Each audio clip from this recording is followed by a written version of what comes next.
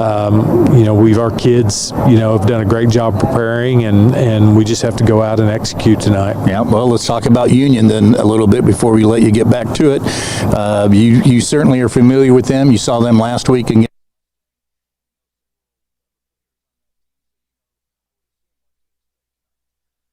On this field of stars and stripes, champions are born. Here, the Friday night lights offer a different view, where the lines of protection extend from sea to shining sea, and the bravery to tackle challenges extends on and off the field of battle. At Cherokee Federal, we stand with our warfighters. We work 24/7 to build strategic solutions, solve complex challenges, and serve our military and veteran community with compassion and heart. For every star, every stripe, we stand committed to supporting America's greatest team.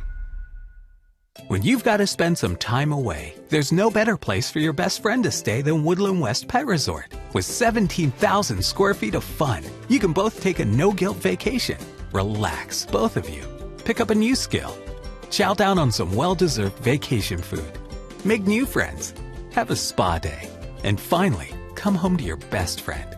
Woodland West Pet Resort. Sit, stay, and play.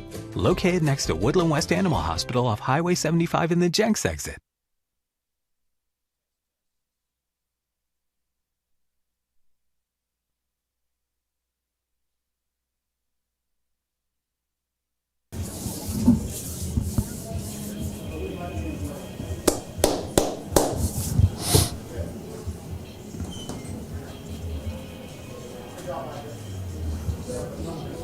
Huh? Are you on break? Uh-huh. Okay, we're just checking. Coming back in about 40 seconds.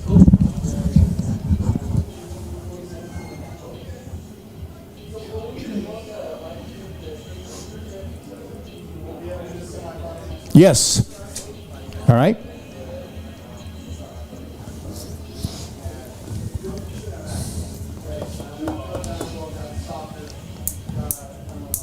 Again, an evening that should be well, we hope it's standing room only. Last time I think Union was here, we had a crowd of 7,500. Hope that's the case here this evening as the Union Redhawks come to Jinx in the quarterfinals of the 6A Division I playoffs. And right now it's time to go inside the numbers, brought to you by Matt McCoy Insurance, where you can make an appointment at 918-615-6634. He, of course, played here at Jinx on championship teams, played at OU on a national championship team, and has a championship team as a State Farm agent in Tulsa. We'll start with Eric Fox and see what number strikes him tonight. Well, I'm going to go with the number 6 tonight, Don. And the number 6, that's the number of points that separated the Trojans the last 2 times that they faced Union.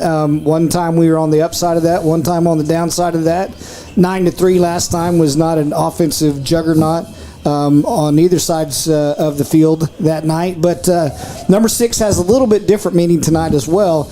That is the number of tackles that linebacker, safety, Trojan warrior, battler, competitor, senior of the month, FCA president. I think he does everything but drives a bus. Sam Stone, just a great young man.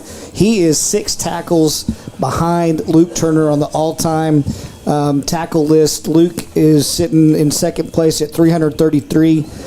Sam has 327. Of course, the leader of that very elite group is Rocky Kalmus at 338. So Sam Stone gets 6 tackles tonight. I like that for the Trojans and the Trojan defense. That also puts him in second place for the all-time leader. And not to look ahead, because we got to win this one, but it's not inconceivable that if the Trojans keep this thing rolling, he could even catch up to that legendary Trojan Rocky Kalmus. So number 6, my number tonight, Rob. Number 6, that's a good one. What about you, Rob Labor? Well, I'm taking the under. I'm going with the number 1 for more than one reason, guys. The first being that this game is a unicorn, right? This is one of one, as you talked about. A quarterfinal matchup on one team's home field. It's never happened. It's happening tonight, one time. At the end of the night, Coach Riggs talked about it. One team will be left standing. One's going to have their dreams crushed. These Jinx seniors have one more opportunity to beat their crosstown rivals. I'll keep going. Owen Jones has thrown one interception all season. Yes, it was against Union in the Backyard Bowl. And so many times in this rivalry, gentlemen, what does the game come down to? One play to change the complexion or even decide the game. The number is one. This game is one of one. Why are we waiting 11 minutes? Let's kick this thing off right now. And speaking of one-score games, as we mentioned earlier, has been the president the last three times these two schools have met. And Union has been involved in a lot of one-score games in the playoffs the last several years. We'll try to get to that number a little bit later. Again, this is the 73rd meeting between the two schools, and Jinx leads the overall series 46-25-1. They won 5 of the last 7. They won 14 of the last 20 overall meetings. This is the 19th meeting in the playoffs over the last 27 seasons. And as Rob just mentioned, it's the first time a home team, one of these teams, has hosted the other in the playoffs. In the semifinals, where they've met 7 times, Jinx has a 5-2 advantage. When they've met in the championship finals, Jinx has a 7-4 advantage. Another advantage for the Trojans tonight, they are 17-3 on this field against Union. And the last time Union won here was a classic 1998 by a score of 55-45. Again, certainly one of the storylines of this game is what Union brings to this game. 8 former Trojans, by some accounts, 6 that will start tonight, started their high school varsity careers on this field and could end on this field for yet another team. That's a storyline that I'm sure we'll talk about tonight.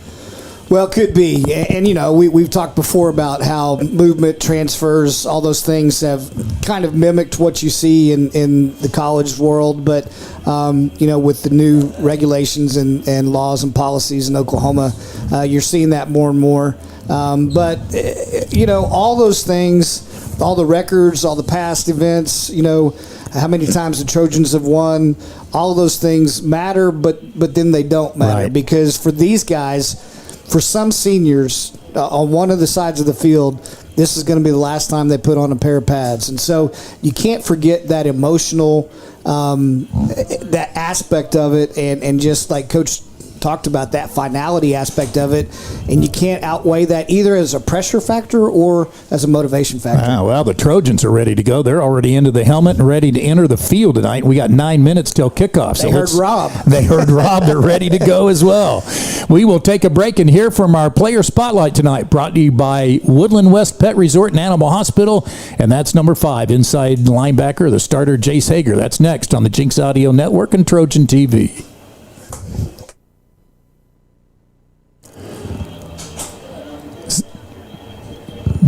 Turn me up a little bit more? Sure.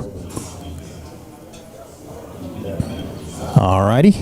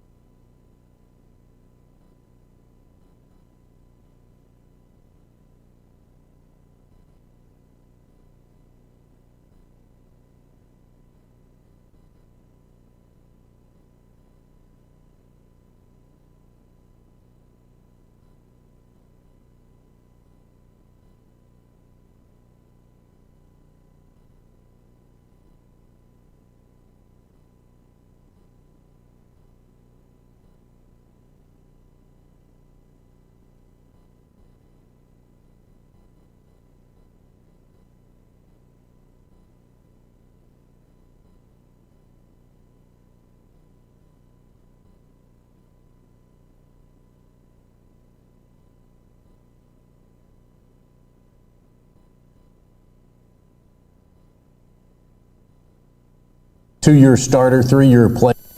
Well, are into the playoffs. This is what you really play for all season to get to this point, right? Yes, sir. Talk about your play this year and playing inside compared to outside. Which do you like? Because you've played both in the past, right? Yes. Which do you like best?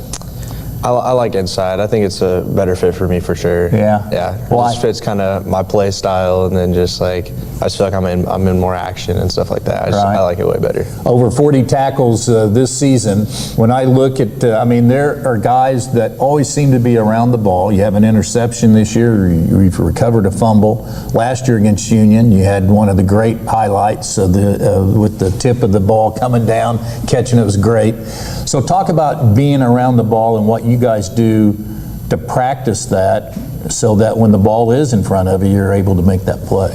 So we practice every day. We start the day off with pursuit drill, just so we're always chasing the ball. We'll blow 2 whistles when we're practicing to make sure we're always running at the ball. So they really make a big preface on giving effort to the ball, because you never know what could happen. You never know when someone's going to tip a ball up, fumble it. So yeah, who's you were a Jinx lifer. Who are some of the guys you played with growing up that you play with today in JTA?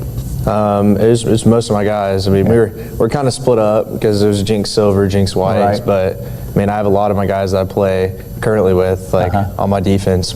Majority of them I played on Jinx White with. Yeah, and of course those INFC playoffs recently concluded. But when I talk to some of the guys, you guys. Certainly, your goal is to get to state championships, but you still talk to guys and they're like, man, my favorite football memory was playing in a championship game in JTA. Do you still remember those days pretty well? Yeah, I did. Yeah. That was fun, wasn't it? It was really fun. Well, talk about this game coming up. To get to a home game, playoffs, you've got to be pleased with having that week off and looking forward to the playoff game. Yeah, it is. It's good. It's going to give us some good preparation time. Get a little recovery in before a big playoff game. Right. Against our rivals. Yeah. Yeah. Well, it's the Avenge Tour. It's possible. I'm not going to put words in your mouth, but it's possible that you could face Union and then Owasso and then Bigsby in the finals. And I know you guys have probably talked about that. That would be something, wouldn't it? That would be. That'd be a good playoff run to win state on. Exactly. Yeah.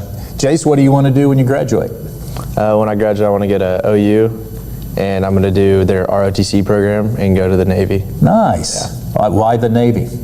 I've had a good family friend of mine who go through the same program, and I've just heard really good things about it, and it just leaves opens a lot of doors for me.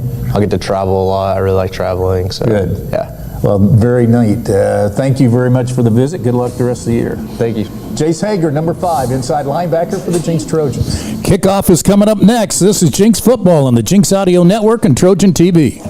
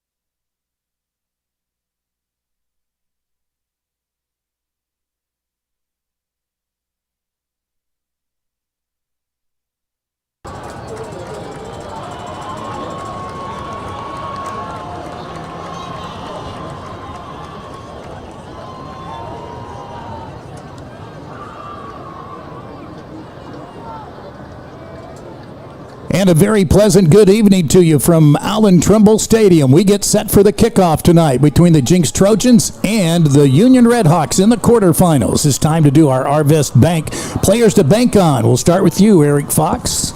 Well, I'm going to go with number 10, Zach Fisher. You had a great interview with inside linebacker Jace Hager, and Zach Fisher is that other inside linebacker position. I think if he has a good night for that Trojan defense, I think you're going to see some delayed blitzes, some controlled blitzes. I think Zach Fisher is going to be a big part of that. I think he's going to help with coverage on the inside and stuff. And so I think if Zach has a big night, it's a big night for the Trojan defense. So I'm looking for big things from number 10, Zach Fisher. All right, what about you, Rob Labor?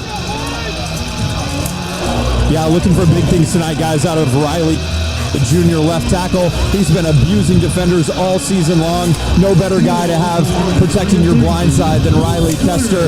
The guy is just a human nail gun with a bad disposition. Exactly the kind of temperament you want from your offensive lineman. I want to see him continue that trend tonight. Here we go. Union in their white jerseys, silver pants. We'll take this for the automatic touchback in the end zone from the kickoff from Noah Carter. Their silver helmets. Jinx in their maroon shirts with white pants. It's a classic Jinx Trojan look. They haven't worn it since the season opener in 2023 to Edmond Santa Fe. And those uniform descriptions brought to you by Window World of Tulsa. And, of course, Window World of Tulsa, a longtime sponsor of the Trojans this season and of OSU Athletics. So Shaker Reisig comes out, number 4, 1st and 10 at the 20-yard line. Former Jinx quarterback guided them as a freshman to the state championship over Union in 2021, and he drifts back to pass and throw deep. Luke McAnally chases him out of the pocket, and he throws it incomplete. Great job right there. They show the run fake to the sideline, to the boundary here closest to the Trojans, and Shaker rolls out. They were looking, I think, for that tailback throwback, and I know the coaches talked about that quite a bit. Anytime there's a boot away, watch for the throwback across the wide side of the field. Trojans do a nice job, good pursuit, forcing them to get rid of the ball. We'll give you the Trojan starting lineup and the injury update. 2nd and 10, handoff. This is a big run by Jordan Schelling, another former Red Hawk, up to the 25-yard line. A gain of 5. He is a handful. He's, we are familiar with Jordan. He played here for a couple of years, did some big things for the Trojans. He's a Red Hawk now. Not only does he do a nice job of power running inside game there, he also is probably one of their best linebackers for sure. So We'll see a lot of 24 tonight here at Allen Trimble Stadium. Travion Pari Spade is their other running back, 28. He's into the game, and he's to the left of Reisig, and Schelling's to the right. This is a new look for the Red Hawks. 2 receivers to the right on 3rd and 5. Schelling out in motion, and now flags fly, and that'll be a motion against the Red Hawks, and that gives us a chance to give you the starting lineup for the Trojans. Cass Jacobson, number 97 at 1 defensive tackle. The nose tackle is 98 tonight. Luke McAnally, he's wearing a new number tonight. And Jack Wiltshire, number 55. The outside linebackers are 13 Brody Henderson. The inside linebacker on the right side is 5 Jace Hager. Number 15 Sam Stone is also an outside linebacker. And the other inside linebacker in for the injured Jack McAnally is Zach Fisher. The cornerbacks are Ace Gilliam and Cooper Shockley, and the safeties Samaj Stanford. Looks like as a sophomore he could very well be an all-stater this year, and Caleb Dillard. Let's go down to the Advanced Orthopedics of Oklahoma injury update and find out more from Rob Labor. Yeah, thanks, Don. As we mentioned, with this long layoff, the Trojans are a really healthy group right now.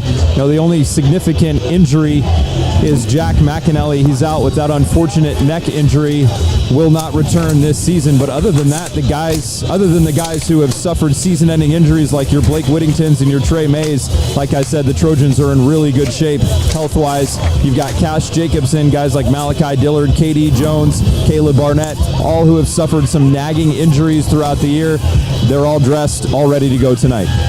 All right, thank you very much. I think one of the things we're going to see here is they're saying that Union called a timeout before that penalty should have gone into effect, so it's still going to be 3rd and 5. Union had to take a timeout, but it kept them from moving 5 yards back. All right, so 3rd and 5 at the 25, and Schelling in motion. And now there's a 5-yard, or is there a 5-yard penalty?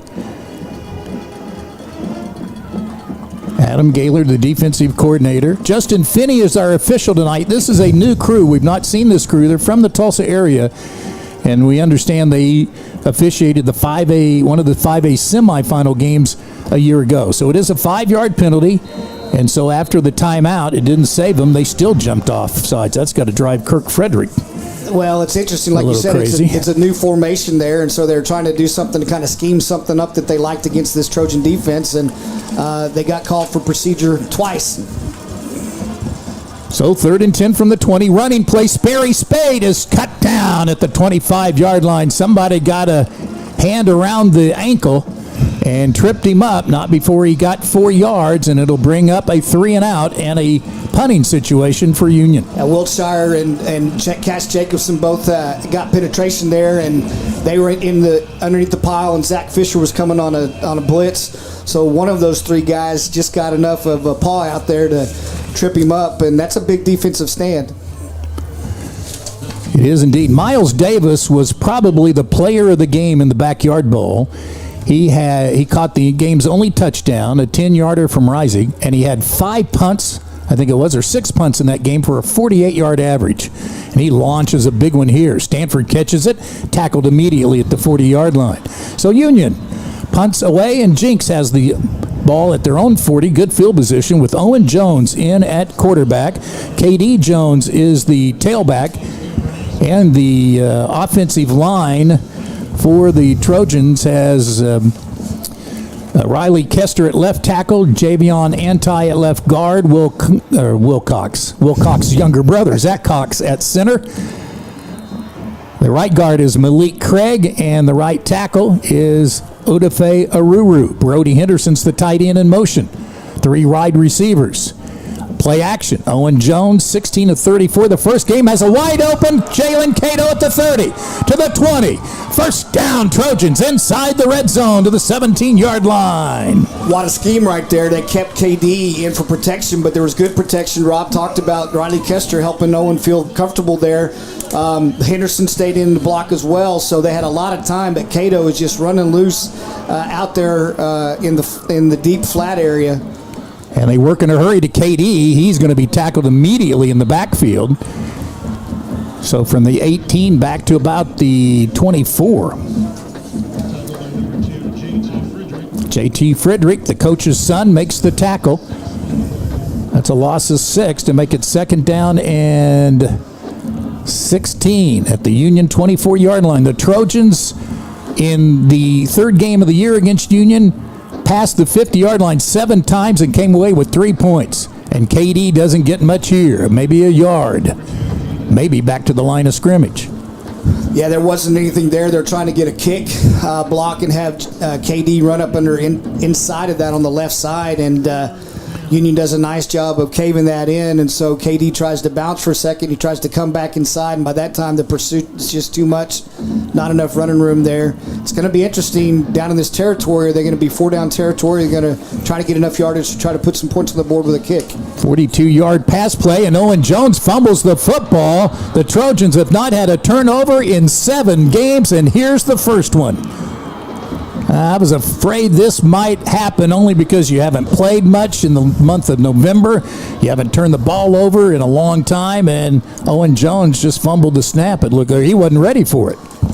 Yeah, wow. It looked like he was watching his motion guy, right. And so it looked like he was looking out to the right as this guy was in motion, and the ball got up in his face mask, and then it bounced right back to that line of scrimmage. Man. So unfortunate there, but I know this defense has talked about creating opportunities to score on their own. So we'll see what this next drive looks like. So the Trojans turn it over. This is what we expect, right, guys? It's Jinx Union. You got wild swings of momentum, and we're 2 possessions into the game. Come exactly. First down running play. Shelling cut down. Number 24, who played as a sophomore at Jinx and was outstanding and looked as though he would be one of the best in Jinx history, and then he transfers to Union, and KD Jones transfers from Broken Arrow to Jinx. Another interesting storyline. You saw Boston Carrasco, a former Trojan, hooked up with Samaj Stanford there on the end of that play. with a block downfield as well. So there's not a lot of love lost between these two opposing sides tonight. Nope.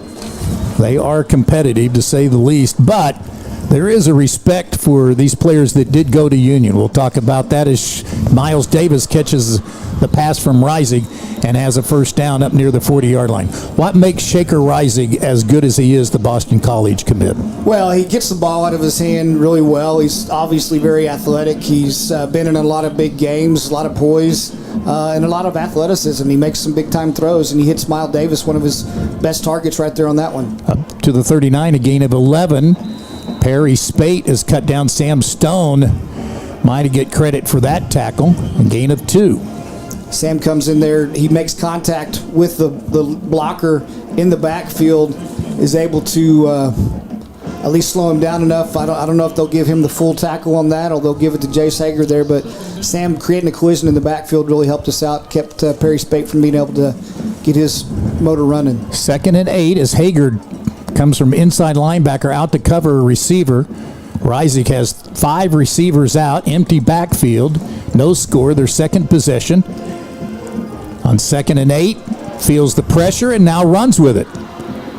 And gets cut down by Fisher, a couple of yards shy of the first down. So Union's manageable now at 3rd and 2. And Union is not afraid to go for it on 4th down. In fact, against Edmond Memorial, they actually went for it on 4th and 1 on their side of the field. Were stopped short on an inside zone play, gave Edmond Memorial a short field. But look for these guys to almost always be in 4-down territory. Not the crowd we had expected tonight, but still, they will be full throat with Union at Jinx in the quarterfinals. Under center, Reisig tries to sneak for it, and he's going to be stonewalled at the line of scrimmage. No gain, 4th and 2 coming up near midfield. Yeah, it looks like they're bringing their punt unit on, but again, Miles Davis is such an athlete. I believe he's a baseball player too, isn't he? Basketball, I know. All right. So I don't know about baseball, but I know he does play basketball. He's a great athlete, so we'll not be surprised to see some trickeration, Rob. Well, I think the call is interesting because you're basically at 3rd and 2, maybe a yard and a half. I like the play if you got Jalen Hurts and a big, powerful offensive line in front of you, or if you got somebody like a Belldozer that you can dial up. I'm not so sure from that distance that the sneak is going to work against this Jinx defensive front. And the center is Jesse Jones Jr., yet another former Trojan player. So the punt taken, called for, and downed at the 21-yard line. So here we go. 5:48 to go, first quarter, no score. Yeah, I guess one of the things you can say is it's obvious that Union has a lot of confidence in their defense, right? That they're going to try to pin Jinx back, and thinking that Jinx can't drive the field because the first game, although we drove the field, we didn't put the ball in the end zone. So interesting to see how kind of the strategery is playing out right now.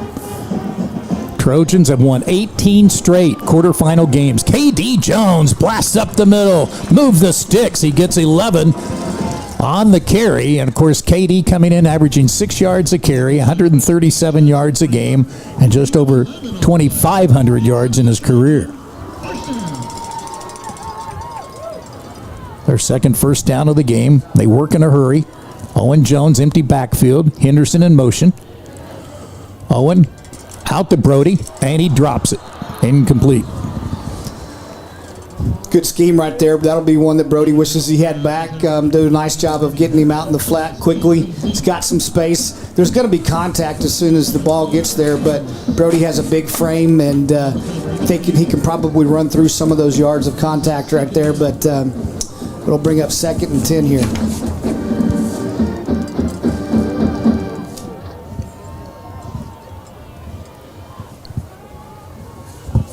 Owen again, 16 of 13 in the previous game. KD gets by the blitz and gets to the first down marker. The line to gain was the 42. He'll be a yard shy to sit up 3rd and 1. Like the way that he's running hard in there, in between the tackles, and that's something they're going to do. They're going to bring the linebackers a lot. They feel like bringing their linebackers in the last game really put Jinx at a disadvantage and cost them some big-time mistakes. And so I like the way that he's running hard in there, even in the face of that run blitz.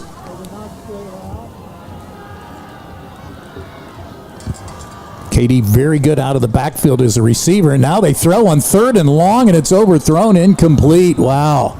That's a surprise. Now what do you do here? Do you go for it on 4th and 1? I don't think you call that if you're not ready That's to go what for I it say. on 4th down. I mean, Ashton Cunningham, another former Trojan, on the coverage. And, of course, he was a great special teams player. Nope. They're going to punt it away. yeah, kind of surprising. If you're going to go for the fade there on 4th down, on 3rd Right. down, you kind of feel like you've got at least one more down in case you don't get it. But lots of game to be played. So into punt for the first time, Caleb Dillard, starting safety, 33 yards a kick, gets a good snap, good high kick. Doesn't get much of a bounce. It's a lateral roll and picked up and down at the 26-yard line. So a 33-yard kick. Roll down at the Union 26-yard line. Redhawks take over, 1st and 10. Redhawks have it with 4:35 to go opening quarter, no score. The only turnover of the game was the Trojans fumbling it after they got it inside the red zone. Samaj Stanford, what a year he has had, leading the team in tackles. And Sam Stone right behind him. 2 All-State candidates for the Trojans. Stone was an All-Stater already last year. So here we go, Rising, and that pass way off the mark. And a Trojan and a Red Hawk are wrestling to the ground. Gilliam gets a 2-point takedown. No points, though. Well, it may have been rolled through there because Miles Davis, that's a big old tight end to get hooked up with Ace. But interesting there, calling a quick slant look with the run fake, and Shaker just off the mark right there. Harvest Bank, one of the sponsors of Trojan football, donating $1 for every point scored. The Turnbull Strong Foundation. They have 20 locations in the metro area. Shaker Rising, 2nd and 10 from the 20. Committed to Boston College. Gets the snap, and we've got movement by the Redhawks.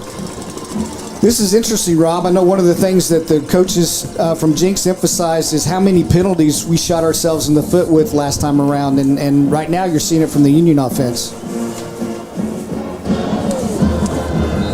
It's been a nervy start for both of these teams, wouldn't you say? I mean, some pre-snap penalties from Union, the turnover from the Trojans. It's just been a little bit of a feeling out process for the first 8 minutes so far here, guys. Sure has been an edgy start. Running play, again shelling up the middle, and again stuffed. Nice play by Cash Jacobson to slow that down. That came from the 20, which is now the 15. Jace Hager comes in and fills that from his inside linebacker position. They're pulling around trying to kick Cash out, and so Jace fills the hole, and Samaj comes up and helps with support as well. I'm nervous. I had the 15. It's the 21. Shelling gets 2. 3rd and 13 from the 23. Wants to throw out in the flat. Does, and Pari Spart's got some room. Up to the 31-yard line, but short of the first down. Trojans do a nice job of collapsing on the play with Cooper Shockley, number 11, Caleb Dillard, number 25. That is a young man that the Trojan defenders will have their eyes on all night. They feel like he's a guy that can take it to the house from any position on the field. Just has great speed, great balance, great quickness, shiftiness, all the things that make you a deep threat, explosive play threat, and the Trojans keep him bottled up that time. This game, the Trojans wanted to make sure they eliminated explosive plays. They felt like they have a great shot defensively if they can keep explosive plays from happening. Miles Davis with no win tonight. This one gets a lateral roll, and Union will down it at about the 34-yard line. So I wouldn't think we'll end up with a 9-3 game, but right now 3:08 to go first quarter, no score. I don't care if it's a 4-3 game as long as the Trojans are. What do you think, Rob? Well, one of the things that Coach Riggs mentioned to you, Don, in that pregame interview, he talked about his defense winning on first down, right, and putting the Redhawks in second and long, third and long situations. I think the Trojans have done a really good job of that through these first few possessions in getting the Redhawks behind the chains, and a couple self-inflicted wounds with those pre-snap penalties certainly don't hurt. But the Jinx defense looks to be on their game here early. Well, they started at the 40, they started at the 21, now they start at the 33. They need a good offensive series here, and KD busted to the 40, to the 50. KD loose to the 40, to the 30, to the 20. Look at him go, out of bounds he goes. That's what the Trojans were looking for from the all-star KD Jones. Rob, I know people are aware of KD's stiff arm, and number 2 for J.D. Frederick. For the Redhawks, coach's son, he was ready for that to be applied. KD does a great job of faking, stepping inside shoulder, then busting it back out to get extra yards. Incredible run right there. Think to the 19-yard line. He gets it again, and again the offensive line opens a hole for him. He drives down to the 10-yard line. He'll be a yard short of the first down. Stop time number 2, J.T. Frederick. Yeah, the coach's son was looking for the stiff arm right there, but it didn't come. It had a nice little dip, interior dip move, breaking towards his inside shoulder, and then busted it back out to pick up an extra, 7, 8, 9 yards there. Very beautiful run. So, hey, Coach Fox, I'm not going to say exactly what the kids would say in that situation, but I think it goes something like, mess around and find out. Gain of 9 on the last play. Keep it running, boys. 2nd and 1. From the 10. They do. Number 2. Spins away to the 5. Into the end zone. Touchdown, Trojans. There's a dose of vitamin KD on that drive. That was beautiful. And I tell you what, one of the things, as he breaks outside of his spin move, is you have Brody Henderson, the H-back, pinning his man on the goal line. And KG just has free reign to get to the outside. Nice drive right there.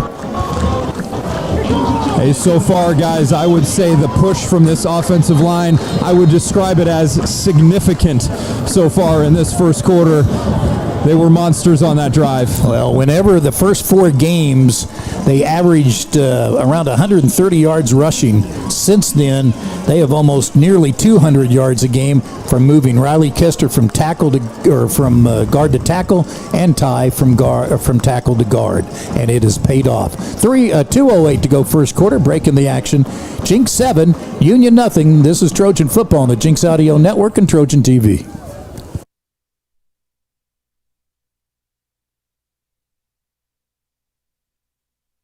Our pets are more than just pets. They're our people, our family. And when they get sick, we want them to be cared for like family.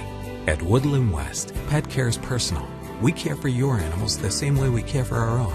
As the most comprehensive facility in the Tulsa area for everything from diagnostics to treatment, you can trust that our team of compassionate veterinary experts are delivering the care your animal deserves. Your pet is always there for you. Let us be there to keep them in good health. Woodland West Animal Hospital.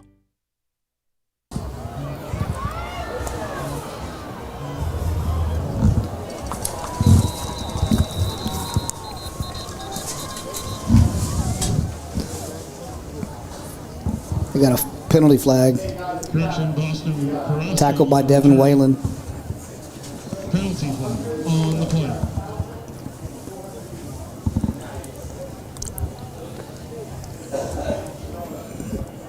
We have a penalty here on a kickoff return by Stone Turner, another kid that grew up in Jinx. His brother, of course, Jet Turner, played at Bixby.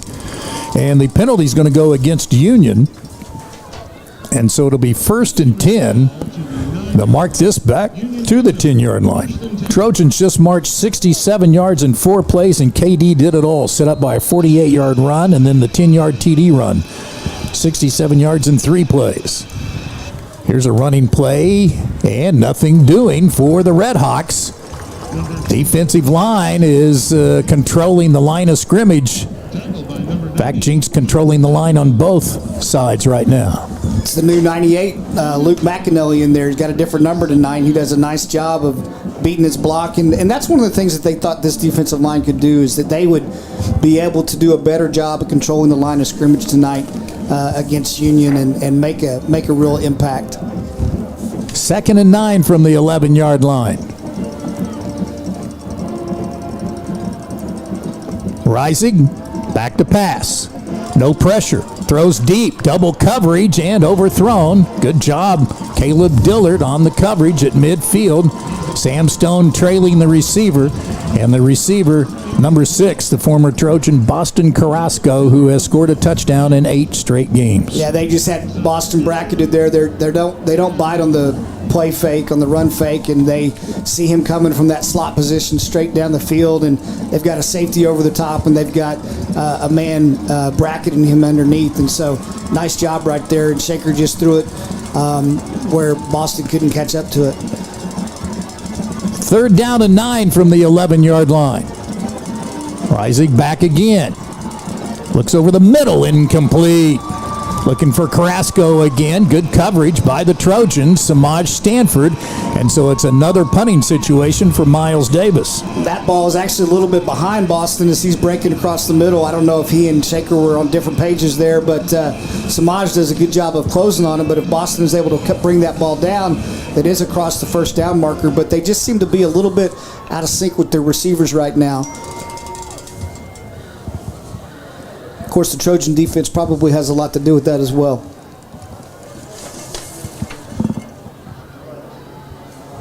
There's the kick, another nice high kick, although a little bit short and downed. Wow, that could have bounced a few yards further upfield, but Carrasco downs it at the 43-yard line, it appears. And so the Trojans, leading 7-0 with 1:06 to go here in the first quarter, have great field position at the Union 42-yard line. Now, if you want to open it up for Owen Jones, now's the opportunity, or you keep going with this guy, number 2, KD Jones. Dance with the girl that brung you. All right, baby. I think let's ride. I'm not going to argue with you.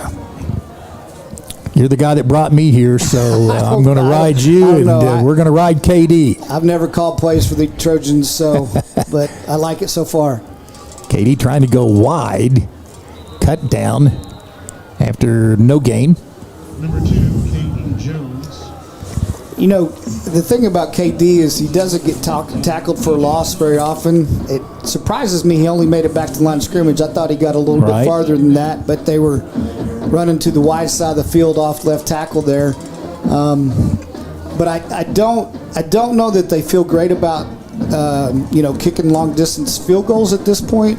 The wind is not there. I think they're going to try to continue to move the ball. So looking for something that at least is a medium pass play that gets us closer to the sticks. Nice pass out to Caleb Barnett, trying to use his speed and his maneuverability, and he wiggles his way inside the 35 to the 34, and that'll be a gain of 8 to set up a 3rd and short situation. Nice job on that tunnel screen. They actually have 3 receivers out there, but then they get Henderson out. Well, I see a penalty flag, so I guess this may be coming back. Again, the Trojans against Union in game 3, 8 times they crossed the 50-yard line, came away with 3 points. Here they've crossed it now for the 3rd time, and now they get pushed back to midfield. And they don't have to take this play before the quarter, so I kind of anticipate they're going to let the clock wind down here. All right, so after 1 period of play, let's take a break, shall we? It's Jinx 7, Union nothing. Hey, when the team scores first in this series, they've won 23 of the last 31. That's a good sign. I want Jinx 24 7. out of 32. Let's go. Jinx 7, Union nothing. Back with the second quarter of the quarterfinals from Allen Turnbull Stadium on the Jinx Audio Network and Trojan TV. Craving delicious tenders or crispy fried chicken? Hit the Waldo's drive-thru, open 7 days a week. Locally owned and operated in Broken Arrow, 71st and Yale, and coming soon to Owasso. Waldo's makes lunch and dinner a breeze. Waldo's Chicken, fast, fresh, delicious. No matter the challenge, rising up has always been the Cherokee way.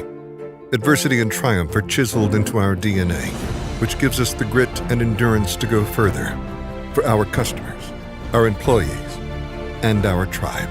We march forward together in the pursuit of excellence because we are Cherokee, and together we will rise.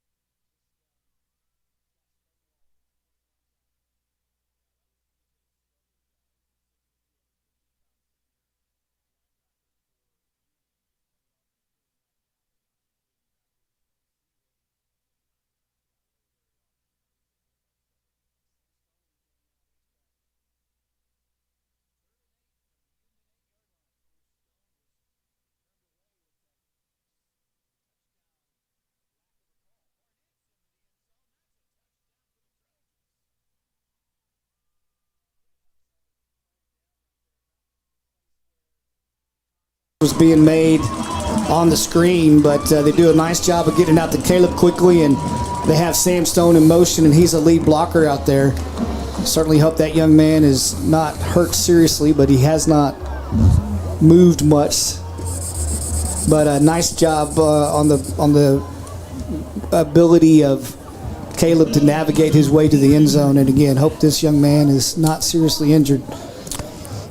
Again, that offensive line has improved so much since we faced Union before.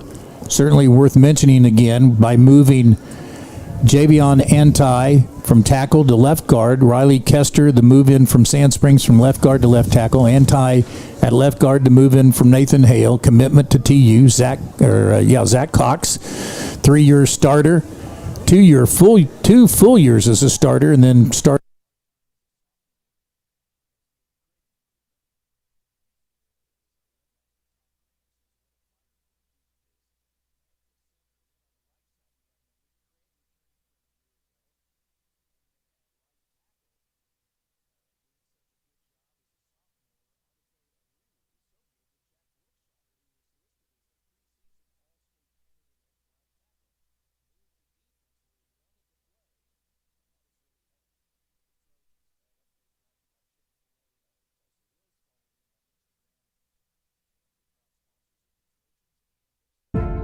no matter the challenge.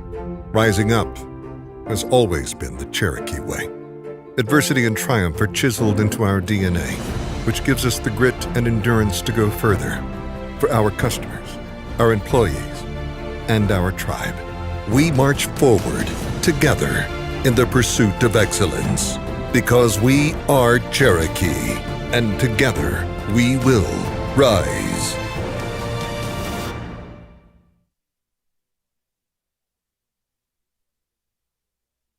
A matter of if, and just his ability in open space to make plays with the football, as we saw there, get through the first couple of tackles and then turn on that burst. It's great to see this Trojan punch it in after the good field position, and great to see Frederick up on his feet here, even though it doesn't look like he's going to be able to really get off too well under his own power. Well, JT, a senior, and of course, rumors have abound that Kirk might retire as head coach at Union. I don't know how true that is. Like I say, it's a rumor, so because of JT graduating. I believe he has 2 sons. So anyway, not for me to pass along rumors, but here I am.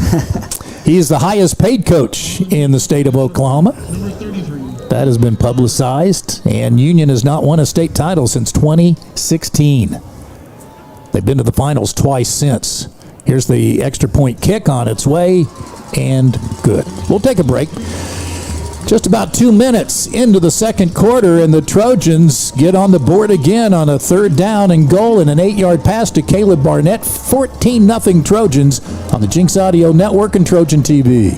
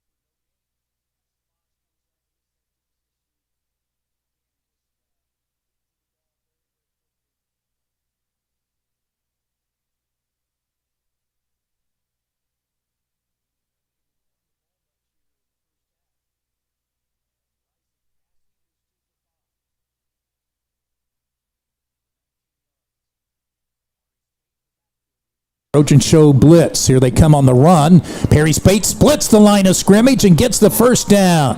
First one of the night for you, or second one of the night for Union.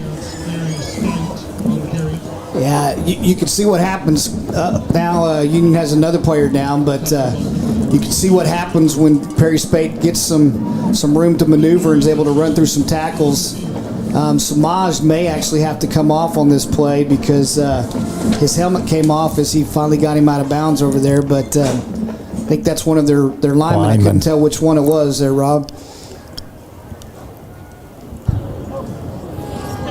Yeah, face down on the turf. Again, tough to see a number, but a couple of what looks like significant injuries to Union players here, 2 out of the last 3 plays, and good to see him getting back up and on his feet.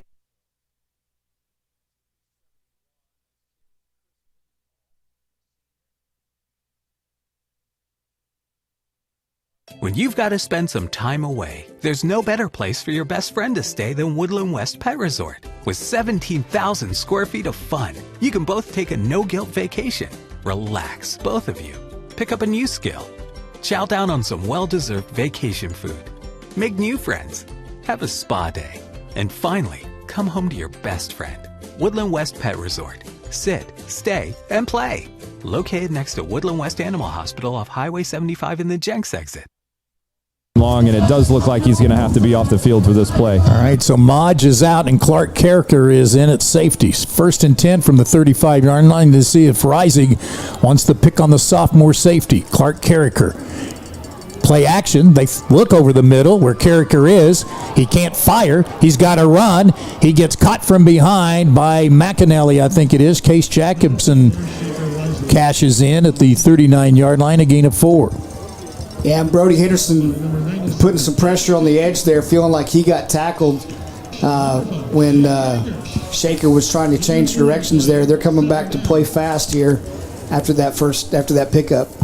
2nd and 6 from the 39. Reisig is not going to beat you with his feet, although he did turn the state championship game around with a run. Here's a pass that the receiver wasn't even looking for. Wow, that could have been dangerous for them as DeJon Gaines, who usually is a defensive back, was out at wide receiver, and Muddy wasn't even expecting the pass. 3rd down. And Shockley is out there playing the run block there. Not to blame Shockley because that's exactly what he's supposed to do. But if they're in a different kind of a look right there, Shockley breaks on that ball. That's a pick six. Of course, Samaj Stanford had a pick six against Union on this field last season. Here's a pass out, and Schelling's open. He's got a 1st down to the 47-yard line. Yeah, it just gave Schelling just a little bit too much cushion there, and nobody was able to close on him quickly enough to keep him from getting that line to gain. I'm not sure they weren't watching for a double pass situation there as well. Gain of up to the 47-yard line. Needed 6, got 8. Here's Pari Spate trying to go outside, and Brody Henderson says, not on my watch. Henderson, Hager, and Shockley doing a nice job. And Henderson's doing it with a man draped all over him, taking on the blocker and able to get that initial hit there right around the line of scrimmage. Great job right there. 2nd and 9 coming up from the 48-yard line. Trojans trying to advance to the semifinals for the 19th consecutive year. Wow. Pari Spate in motion. Rising changing the play. 14-0 Jinx. Toward the middle of the second quarter, Pari Spate cut down. Zach Fisher again shooting through. Your player, wasn't he your our best player to bank on? He was. And he does a nice job coming on a blitz, and then McAnally finishes him off. He makes Pari Spate reroute in the backfield, cut as soon as he gets the handoff, and McAnally is able to bring him to the ground after a short gain. 2 dangerous receivers to the left. Carrasco, number 6, Turner, number 8, and Pari Spate in the slot left. Miles Davis, the tight end, is an H-back to the right. And another receiver to the right. So 5 receivers for Rising on 3rd and 9. Down 14-0. Here comes the blitz. Shockley can't get him. He throws and it's picked off. Picked up by Brody Henderson, who had an interception against Union in week 3, and he does it here again tonight, thanks to the corner blitz from Cooper Shockley. Give it up to Coach Gaylor. Riverboat Gambler bringing the corner on a blitz. They show blitz package, and then they drop guys back, and Shockley has a delayed call right there. He comes. Reisig is trying to step up in the pocket and just dump it, and Henderson is all over reading it, and then does Henderson kind of athletic things once he gets the ball in his hand. Great job by this defense. So each team with a turnover here in the first half. 6:43 to go. Trojans at the Union 36-yard line, leading 14-0. Does Owen go upstairs or they stay with Katie on the ground? Stanford in on offense. They fake a throw to him. They want to throw deep. They do, and they had a man wide open, Cato, and Owen overshot him. Had that adrenaline pumping there, Rob, right? He wound that puppy up. Man, that ball's in the air. It looked good. Like you said, maybe just a little too much juice on that one. A little too level, right? Needed a little bit more of an arc on that ball, just a slight bit more air, a little bit more touch, and that's probably 6 for the Trojans. Missed opportunity there, but I like them taking a shot. 2nd and 10 from the Union 36, and Henderson in motion after he got the pick. Here's KD. Blast to the 30. Picks up his teammates and gets a first down to the 26-yard line. You know, Rob, what's amazing is it looks like he's going to be stopped for about a 4-yard gain right there. And then he not only uses his size, but he uses his speed. He does that spin move and just falls forward for another couple yards. Give it up for Anti on that play, pulling to open up that hole as well. Yeah, sometimes your best runs are not the ones that go for touchdowns. I mean, I can't even begin to describe from down here on field level, guys, how it looks. It looks like there's nothing there, and then all of a sudden it's a first down for the Trojans. 10 carries, 99 yards for KD. Caught from behind here and dropped by Struther, that outstanding linebacker who's an all-state candidate himself, and a gain of 1. Yeah, they're starting to bring the linebackers. I'm sorry, Don. I'm just saying they're starting to bring the linebackers more, especially on first down, trying to disrupt anything that can happen, disrupt any push that the offensive line can get, because we've seen that first drive that was a scoring drive, that 67-yard drive, what was happening when those guys were just pushing them straight back into the backer depth. So look for them to play some more games here with this defensive front. 5.5 minutes to play first half. Trojans up 14-0. 2nd and 9. Owen back to pass. Has time. Throws a low ball caught short of the first down by Stanford. He'll be a yard short to set up 3rd and 1. And like you had mentioned earlier, this is probably 4-down territory for the Trojans. I would think so. But then, you know, I only get paid to talk up here. I don't get paid to make important decisions either. So, interesting look right here with Owen Jones as a receiver. KD on the Wildcat has the first down inside the 15-yard line to the 14. More importantly, you're keeping the ball away from Shaker Rising. Yeah, I mean, the best, Adam Gaylor loves it when his defense is on the sidelines, because they're really pretty good when they're over there, right? So as long as the Trojans are moving the ball, keeping it out of the Redhawk hands, that really helps things a lot. 1st and 10 from the Union 14-yard line. Henderson in motion. Owen Jones, handoff KD. Down the middle he goes to the 10, to the 5. He's into the end zone. He takes a wallop, but he scores 6. It's a touchdown, Trojans. Beautiful job. Tough running right there. It's inside. KD just knows he's going to take a hit. But I'm going to talk about another coaching point. You know, we've been flagged a few times this season for celebrations and that kind of thing. These coaching staff said, look, you're going to go to your sidelines. You're going to celebrate with your guys. Don't talk to anybody else. Trojans take care of business tonight. So far they have, and the Redhawks have another player down. The line of scrimmage, Rob Labor, you're right on top of it. This is the 3rd Redhawk to go down, and right now the Trojan offensive and defensive lines are putting the wood to Union. You said it, Don. That one made a noise, too. I mean, as soon as the ball was snapped, there was a crunch, an audible crunch of the pads and the helmets there as guys got pushed backward. KD Jones, nobody better in the state at finding a seam, finding the hole, and these guys have been creating them for him all night long. I mean, I think it's just an absolute dream first half so far for the Trojans when you consider the way the defense is playing and the way the offense is taking advantage of the good field position that the defense is giving them. Well, that injured Redhawk, by the way, Logan Haney, the junior linebacker there. So Redhawks been dinged up so far here in the second quarter, but Haney able to walk off the field. Clark Carricker to hold, Noah Carter to try the extra point on its way to our left and good. So there's a timeout on the field with 4:18 to go before halftime. when Jinx now leads 21-0. Don't go away. These games never end up what you think. We've got a lot of football left, and this is Trojan Football on the Jinx Audio Network and Trojan TV. Off my field. Get off my field.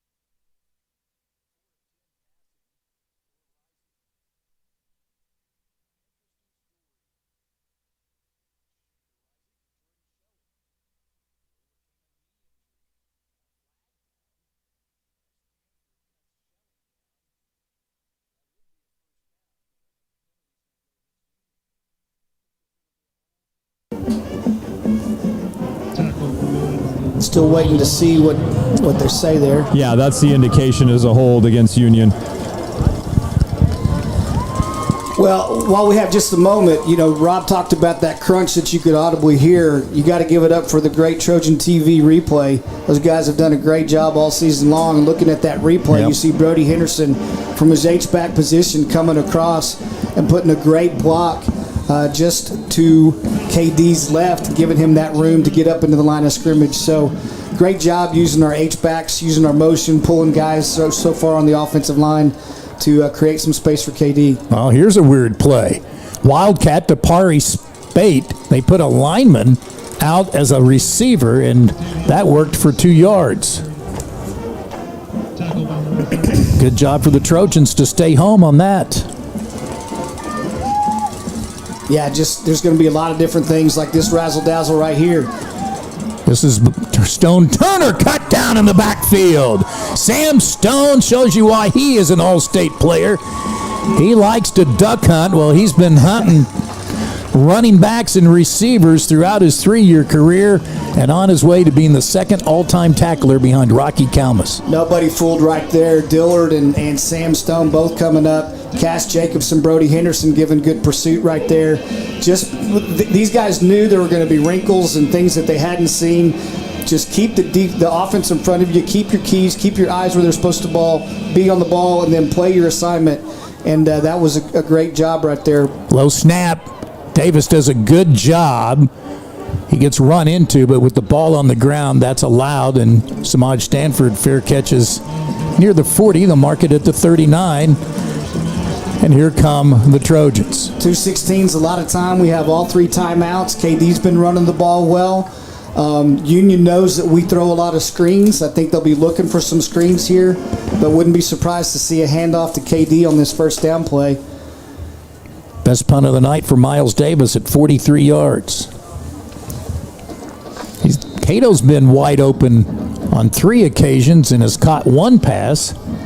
He's the slot receiver at the bottom of your screen, or split left. Barnett, I think, is the lone receiver to the right. Nolan Jones gets the snap. Handoff KD. Linebacker comes up and makes the tackle at the line of scrimmage. No gain. Nobody calling a timeout. Brody Henderson coming back into the game. Now at his H-back position. He got a breather on that one play with Braxton Daniel being in there. 13 carries, unofficially 117 yards, 2 touchdowns for KD. He has already eclipsed last year's carries and yards. In game number 11, there's a swing pass out to him, and he just has to fall down on that one. So 3rd down and long. Yeah, they brought one linebacker, and then they had Schelling that was spying or responsible for KD out there on the swing pass, and have not done anything but gone backwards here. Really don't want to have to punt the ball, especially back in this area of your field.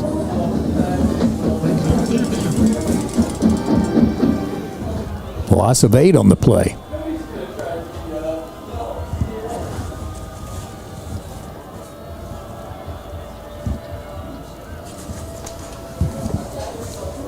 Why are they going to dial up here? Stanford is split left. I think you're going to have to call a timeout. Yeah, better hustle. They do with 1 on the clock, on the shot clock. Here is a pass. Oh, he had his man open at the first down marker and overshot him. Caleb Barnett was the intended receiver at midfield. Ouch.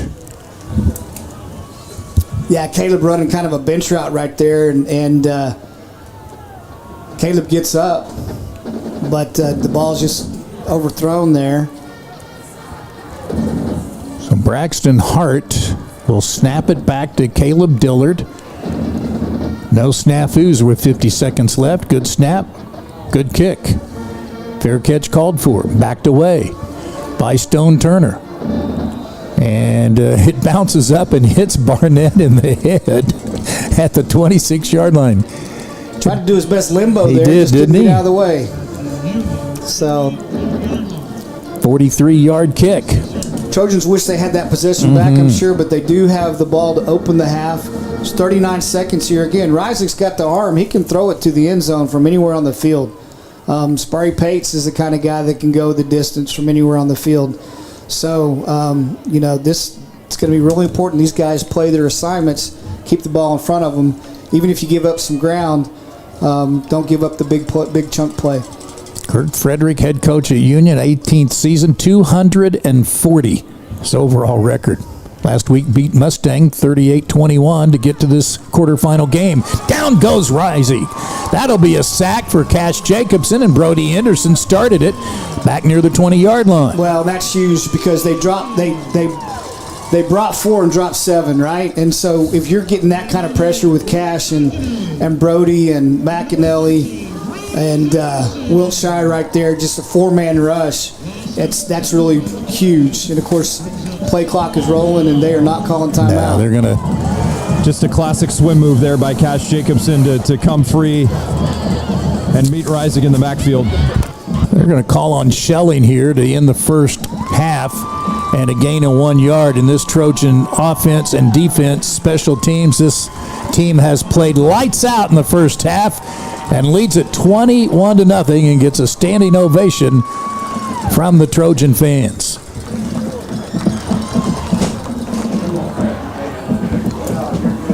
So Keith Riggs also on the Advanced Orthopedics of Oklahoma injury list with that boot on his left foot for a stress fracture. Has to be pleased. Let's go down to Rob. Down here on the field with Coach Rick. Coach, I'll use the words of Don King up there just a second ago. Said your team has played lights out in the first half. Let's start on the defensive side of the ball. Pitching a shutout so far. The takeaway by Brody Henderson. How have you been able to be so effective in shutting down this Redhawks offense? Well, I think Coach Gaylor has a good game plan. He does every week, but our kids are executing at a really high level. There were some really big plays in that first half defensively. Talk about offensively. It seems like the offensive line winning at the line of scrimmage, that's where it all begins. And KD Jones having a big night again. What do you like most about that side of the football? Well, we've had some explosive plays.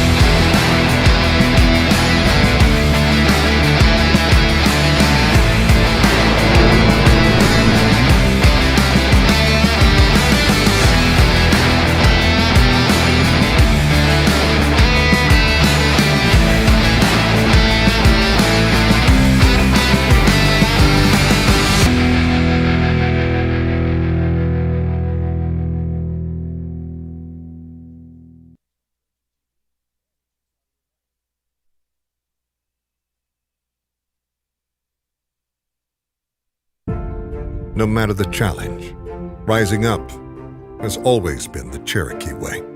Adversity and triumph are chiseled into our DNA, which gives us the grit and endurance to go further.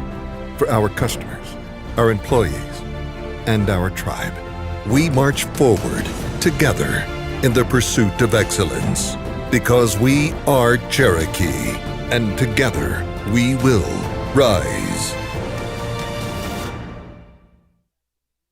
Craving delicious tenders or crispy fried chicken? Hit the Waldo's drive-thru, open 7 days a week. Locally owned and operated in Broken Arrow, 71st and Yale, and coming soon to Owasso. Waldo's makes lunch and dinner a breeze. Waldo's Chicken, fast, fresh, delicious. Our pets are more than just pets. They're our people, our family. And when they get sick, we want them to be cared for like family. At Woodland West, pet care is personal. We care for your animals the same way we care for our own. As the most comprehensive facility in the Tulsa area for everything from diagnostics to treatment, you can trust that our team of compassionate veterinary experts are delivering the care your animal deserves. Your pet is always there for you. Let us be there to keep them in good health. Woodland West Animal Hospital.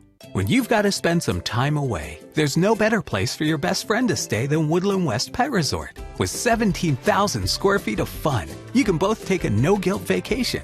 Relax, both of you. Pick up a new skill. Chow down on some well-deserved vacation food. Make new friends. Have a spa day. And finally, come home to your best friend. Woodland West Pet Resort. Sit, stay, and play. Located next to Woodland West Animal Hospital off Highway 75 in the Jenks exit. Craving delicious tenders or crispy fried chicken? Hit the Waldo's drive-thru, open 7 days a week. Locally owned and operated in Broken Arrow, 71st and Yale, and coming soon to Owasso. Waldo's makes lunch and dinner a breeze. Waldo's Chicken, fast, fresh, delicious. On this field of stars and stripes, champions are born. Here, the Friday night lights offer a different view, where the lines of protection extend from sea to shining sea, and the bravery to tackle challenges extends on and off the field of battle. At Cherokee Federal, we stand with our warfighters.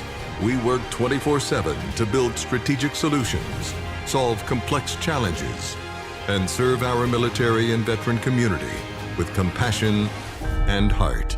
For every star, every stripe, we stand committed to supporting America's greatest team. Most people will be like, oh, this is nothing but fingers and toes get to me. Yeah, they said the wind really Yeah, it's nice. It's good. Ladies, thank you for leading the way both on and off the floor. Trojan fans also, the championship won by Paul brings our total number of state championships to a state-leading 211, including representing the 100th championship for the female athletes here at Jinx. And they got state, didn't they? Trojan fans, join me in celebrating Jinx Varsity Prom!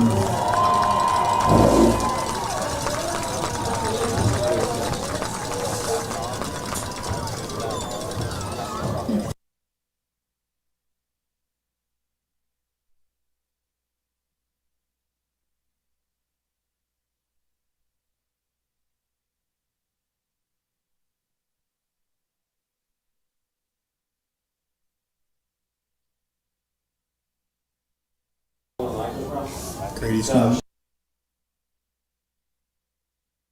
He was watching. Gary Cowan.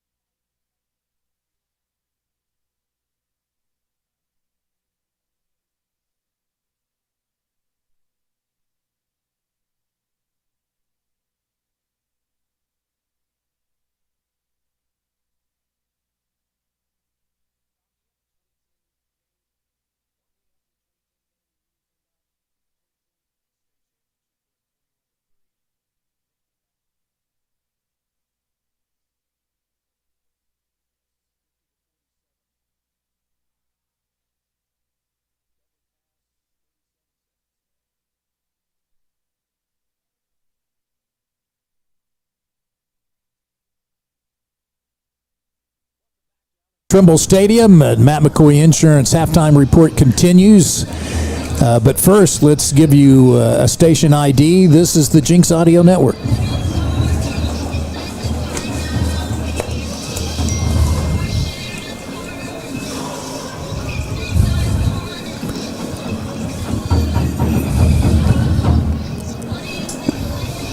And let's give you the team stats brought to you by Woodland West Pet Resort off Highway 75 and Union Boulevard, just south of Tulsa Hills, open 7 days a week.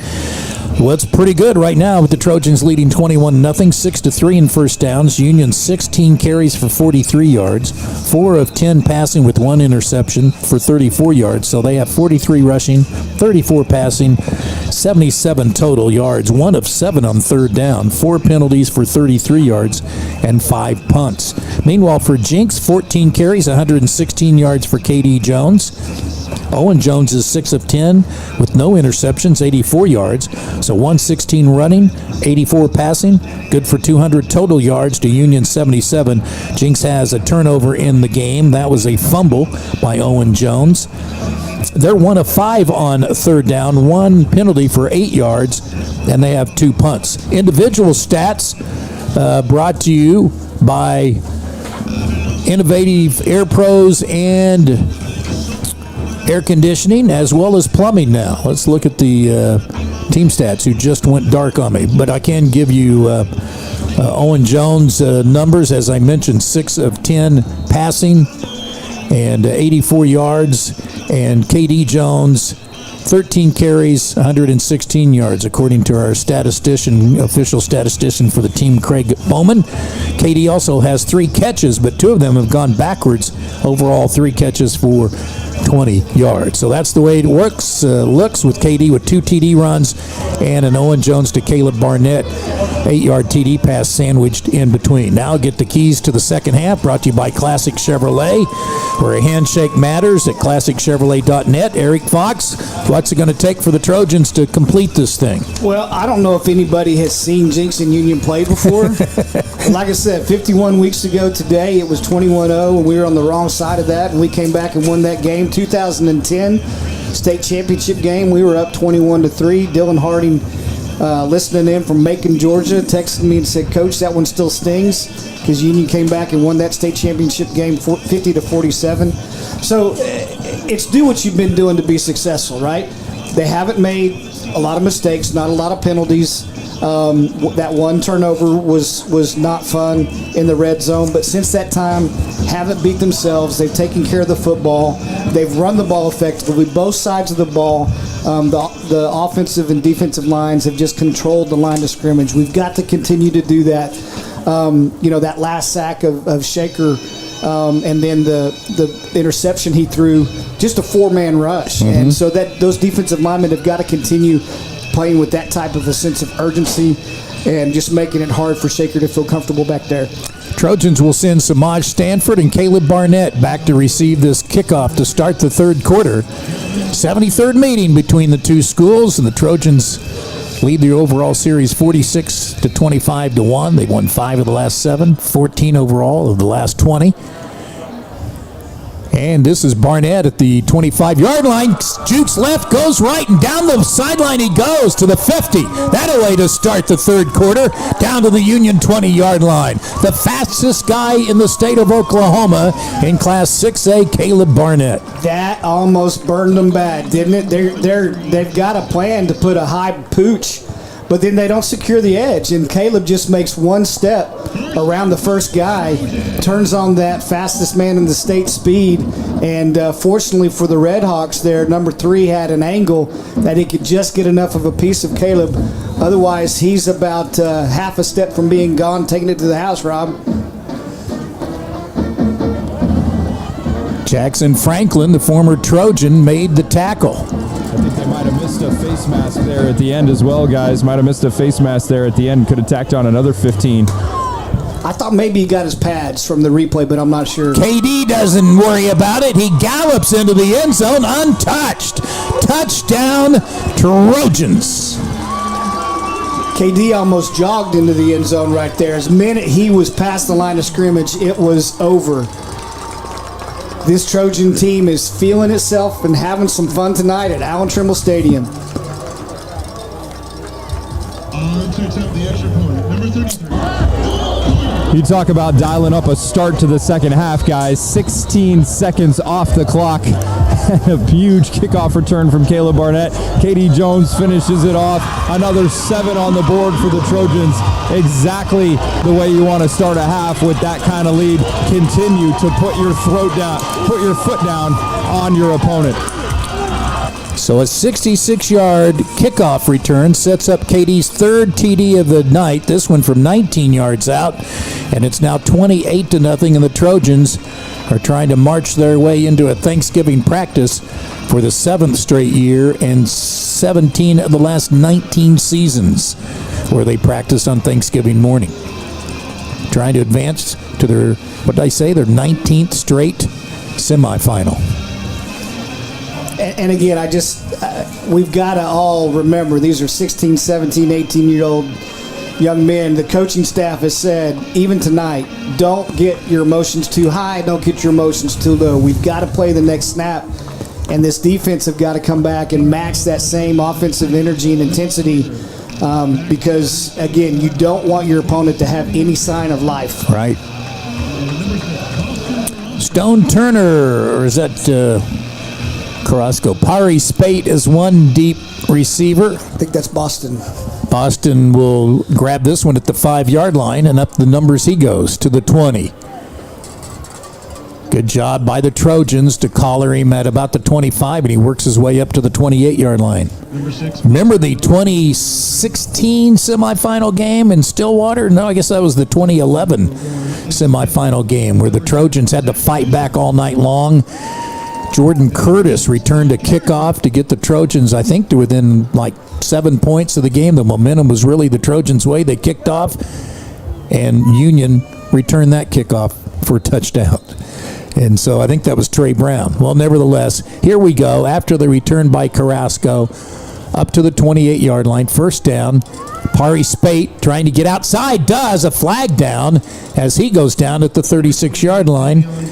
And I think Luke McAnally was tackled trying to get out on the flank and make the tackle.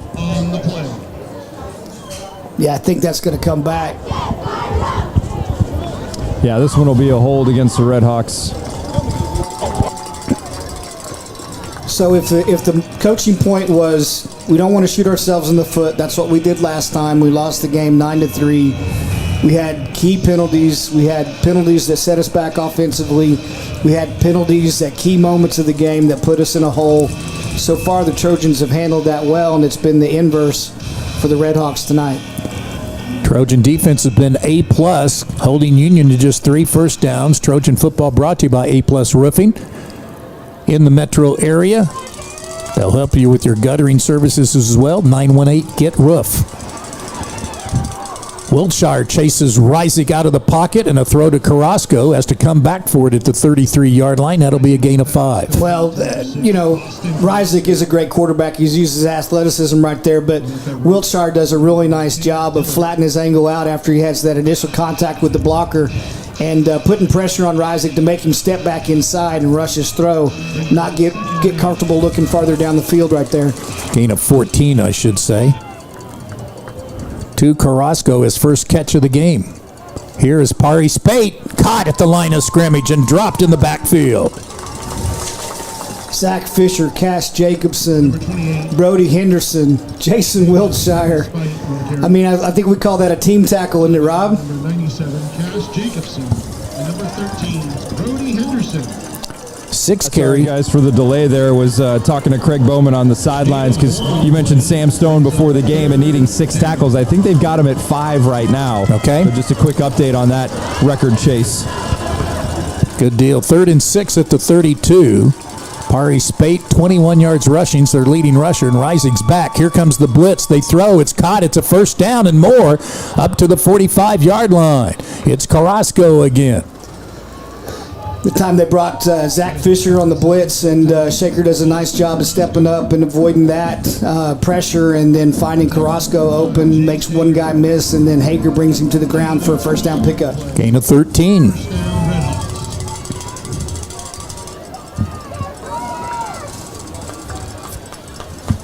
28-0 Trojans, early third quarter.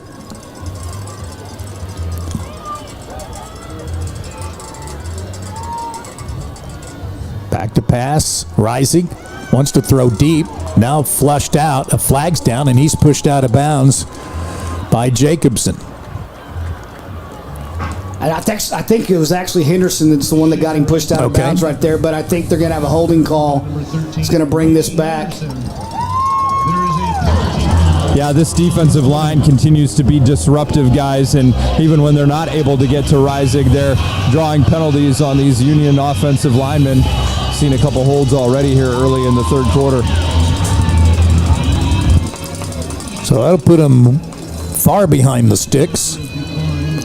Trojans on the Avenge Tour, trying to beat Union tonight, hoping to beat Owasso in the semis should they get there next week, and then if they can beat Owasso, a possibility of facing Bixby in the finals, as we have a timeout with 9:31 to go third quarter.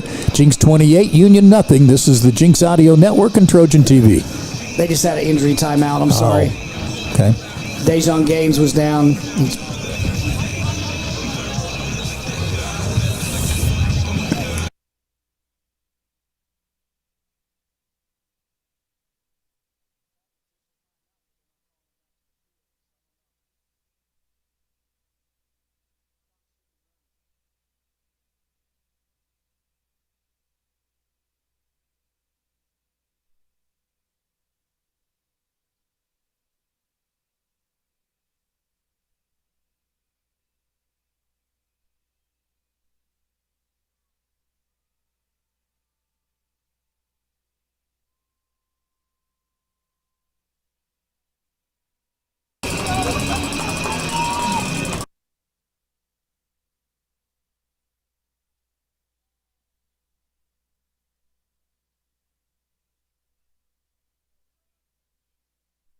Samara Stanford on the coverage for Jinx. So after Rising winds and fires on a 1st and 16, well overthrown. 2nd and 16 from the 39-yard line. Trojan football brought to you by Window World of Tulsa. Providing the best replacement for windows, doors, vinyl siding, and more. WindowWorldTulsa.com. Third down, thank you. Third down and 16. Pressure's on. He fires. Oh, and he's got a man open at the 40. Look out. He's going to go. That's a touchdown for Union on 3rd down and long. And it's Pari Spate out of the backfield. That's what we knew. You know, he's a guy that can make something happen with the ball in his hand regardless of where he gets it on the field, and he just catches it, has a little bit of space, gets a good block downfield that seals the defensive pursuit, and he takes it to the house on 3rd and 16. So you just got to keep everything in front of you, and unfortunately he finds a seam, a crease in that defense, and then once he catches the ball, it's off to the races. Gavin Litchfield to try the extra point to our right, and it's up and it's good. 8:53 to go now in the third quarter, and just like that, the Redhawks get their 7 points back. Down 28-7. Yeah, Pari Spates just comes out of the backfield. He's so versatile, can do so many things, and then, like we've said, he's just so explosive, and that's what the key to this defense. They were just saying, we have to eliminate explosive plays. Last time we played them, they had one explosive play that got them down into the red zone about the 8-yard line or so, and then they came back with a play-action pass to Miles Davis, that very talented athletic tight end, and so, you can't ever count these guys out. You can't take any possessions off. You can't take any plays off. So the Trojan offense has been playing with a lot of confidence and swagger right now. I don't anticipate a pooch kick to Caleb Barnett on this next one by Union, but wouldn't be surprised to see an onside kick at this time. Exactly. Can't rule that out. So got to have your heads up, got to play football, play each play. It'll be interesting to see what the offensive coordinator for the Trojans dials up on this next drive. Team will ball up for the Redhawks, number 36, Gavin Litchfield. Back deep for the Trojans, number 4, Samara Stanford. So it's 28-7, 5 plays, 82 yards. The 61-yard pass play from Shaker Reisig to Travion Pari Spate. That update brought to you by Advanced Orthopedics of Oklahoma. Sports fans at heart, orthopedic experts from head to toe. 81st and Lewis. For more, go to aook.com. There's the kickoff. It'll be returnable. It's Barnett again at the 15-yard line, coming left, up the middle. Gets hit hard and down at the 20-yard or the 30-yard line. That's where Samaj Stanford, I beg your pardon. That's where the Trojans will take over. We've struggled with getting the number 4 or 9 all season, haven't we, between Samaj and Caleb at times because of the way the kind of jerseys present on them. But the bottom part of the 9 is in the pants of Barnett, so sometimes it looks like a 4. See what Jay Wilkinson has planned here for this first play. I'm thinking it's going to KD.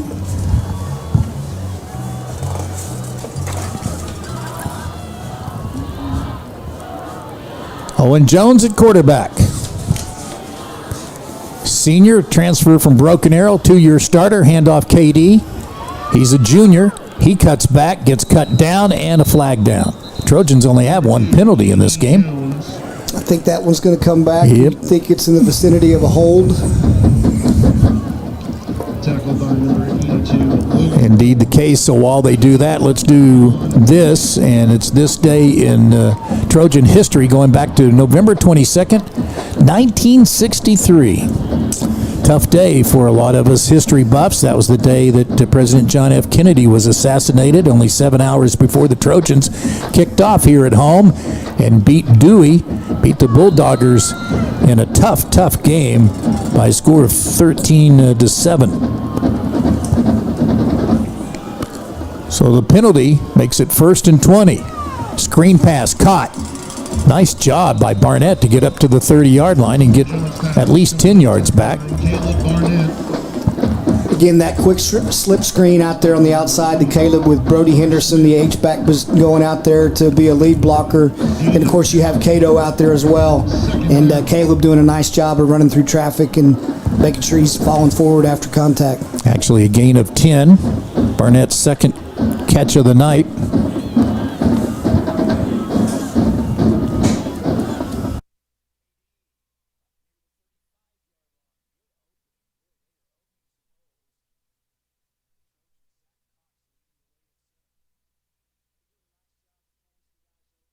Henderson is the H-back, and he's using that kind of wham technique that he's as a inside blocker, pulling some guards around there as well, and taking advantage of that. Of course, this is a huge third down play. Got to pick this up to keep the drive moving. 3rd and 3. KD 15 carries for 142 yards. Had a career high 208 yards earlier this season in a win at Mustang. He's out of the backfield. Owen doesn't go that way. Throws over the middle, and it's Cato that drops it. Wow. 2 drops tonight for the Trojans. Jalen Cato falls incomplete. Yeah, good call. They had what they wanted. They had the matchup, and Cato, think back especially to that Moore game, had an incredible game of making some tough catches inside right there, and he's running an inside slant from his slot position. He's wide open. Owen puts it on him, and that's one that Cato is just banging himself in the head over because he knows that's a first down plus. Back to punt for the 3rd time tonight, Caleb Dillard. Yeah, you don't want to give this Union team any more momentum. They scored the last time they had it to make it 28-7 Jinx. This punt rolls inside the 30 and down at the 25-yard line. So back to this day in history, November 22nd, 1963. Trojans spotted Dewey a 7-0 second quarter lead here on this field. Bounced back for an 8-7 halftime edge. Finally got the clincher. On the 10-yard line, Dewey was halted on one drive at the 10. The brother act of Gary and Mike Harper spearheaded Jinx balance attack with 165 yards between them rushing. Gary Harper took the kickoff, returned at 23 yards of the Jinx 38 to make things go. Dewey only ran 17 plays in the second half. Here's a long pass. He's open. Turner makes a leaping catch. Hangs on and into Jinx territory at the 36. Here come the Redhawks. Yeah, that's one that Sam Stone's going to have back as well. Not sure what the coverage was, but Turner was on top of Stone there, and the only thing that could prevent the touchdown was really the fact that it was just a little bit out of Stone's reach for him to kind of have to reach out for it, and he stumbled to the ground. Otherwise, he's got an open shot to the end zone. To the 36-yard line. Here's a pass. He's open, and it is picked off and dropped. Nice play defensively. Nonetheless, he had to high point that football. Dillard might be a little shaken up. We got somebody else cramping up back there now. But Dillard does go attack that at the highest point, and he almost comes down with it, but he lands very awkwardly and very hard. Hopefully just knocked the breath out of him. So a 61-yard TD pass, and the next time Rising winds and fires, it's a 39-yarder to Stone Turner. After that incompletion, they're 2nd and 10 at the Jinx 36-yard line. First catch tonight for Turner, who had a 76-yarder. No matter the challenge, rising up has always been the Cherokee way. Adversity and triumph are chiseled into our DNA, which gives us the grit and endurance to go further for our customers, our employees, and our tribe. We march forward together in the pursuit of excellence, because we are Cherokee, and together we will rise.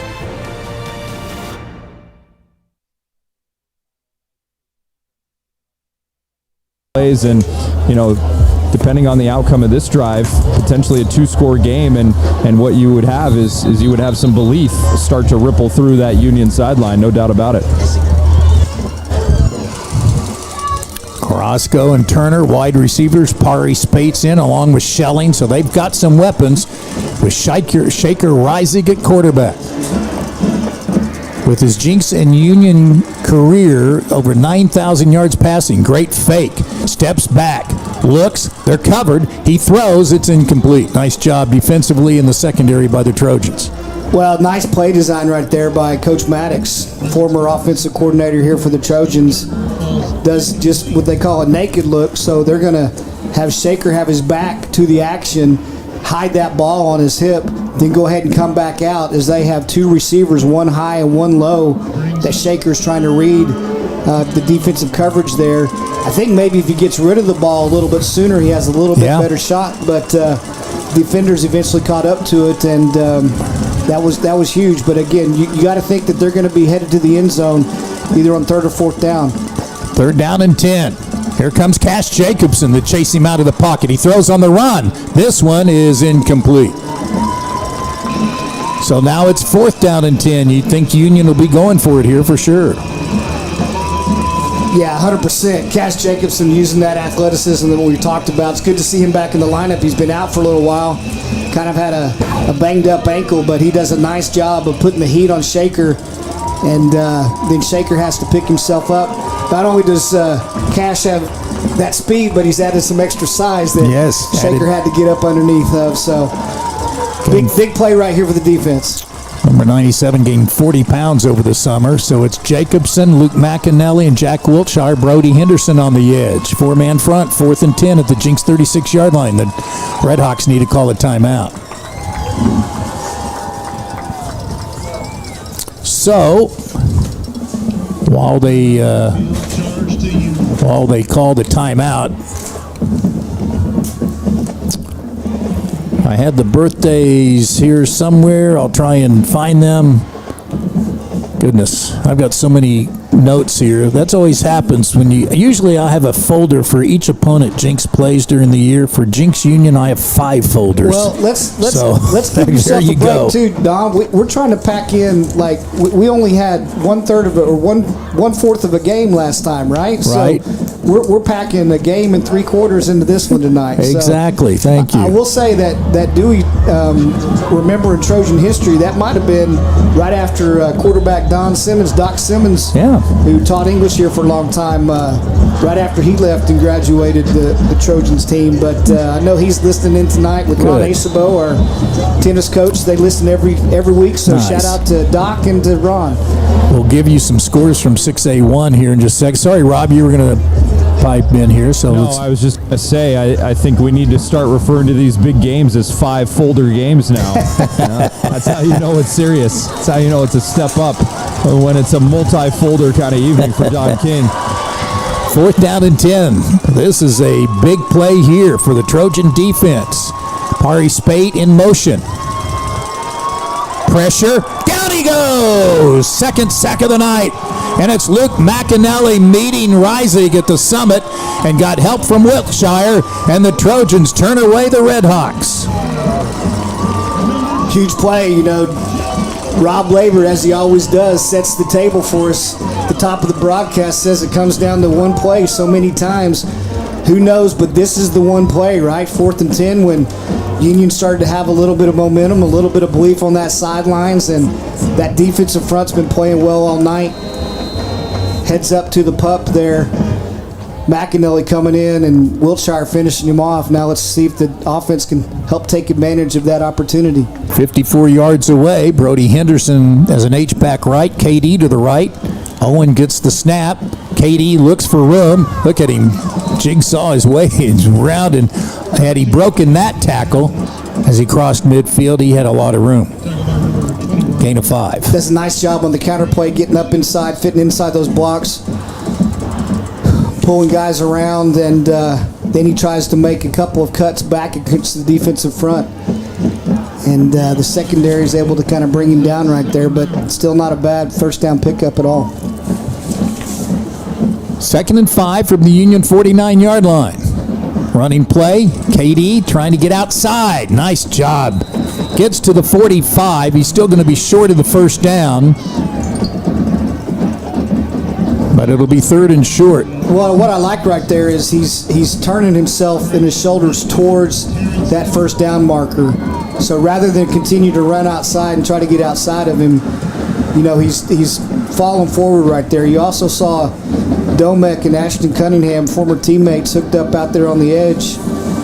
This is going to continue to get chippier and chippier as we get closer to the final whistle here. And I like this crew. Justin Finney, the referee, but the lineman, Robbie Long, came along and said, hey, guys, let's have no more of that. No flags thrown. KD dives for the first down and moves the sticks. The line of gain was the 43, and he gets down. They're going to mark it at the 42. Nice job. Again, 4 yards, 3 yards, 5 yards. You know, those are good, solid pickups to keep going forward and keeping the chains moving and keeping the clock running. 18 carries, 153 yards, 3 touchdowns for number 2. Calls himself Batman on Instagram, social media. Cato split to the right with Barnett. 1st and 10. Stanford split left. They want to throw the ball. They do. And Owen looks, throws deep. He's got a man open, and he overshoots him at the 5-yard line. Yeah, he had 2 guys open. He had Caleb Barnett in the middle of the field, and once again, you had Cato, and the closest person to him was way outside the chain gang. Owen has overshot 3 passes tonight. I know he wished he had back. But good protection right there. They went ahead and Union brought their linebacker, and they kept KD in as extra protection, and really only had 2 guys in the route, and both of them were open. A lot of motion here. Cato and Henderson out of motion. They pitch it to Stanford and almost getting a hand on it. That could have been dastardly as Josiah Hammond, transfer from Edison and an all-state candidate from the defensive end position. Yeah, he's got big wingspan there and just swats that ball, and otherwise it's coming out quick to get out to Samaj on the edge. And he's got blockers in front of him, but bats it away. Samaj almost still has a play on it, but not able to go ahead and rein that in. After a 10-yard pass play on a tunnel screen to Barnett, he's incomplete his last 3 passes. Here it's 3rd and 10, and we'll have a penalty procedure against the Trojans. Justin Finney is our referee. Andy Knapp is our umpire. Nick Cook, the head linesman. Other linesman's Robbie Long, and the back judge is Brad Fisher. Trojans need something good here. 3rd and 15 at the Union 47-yard line. Union was down 28-0. They've made it 28-7. And wanting to stop Jinx here and get the ball back. Henderson is coming in to sub in for Sam Stone, who was out on that last play.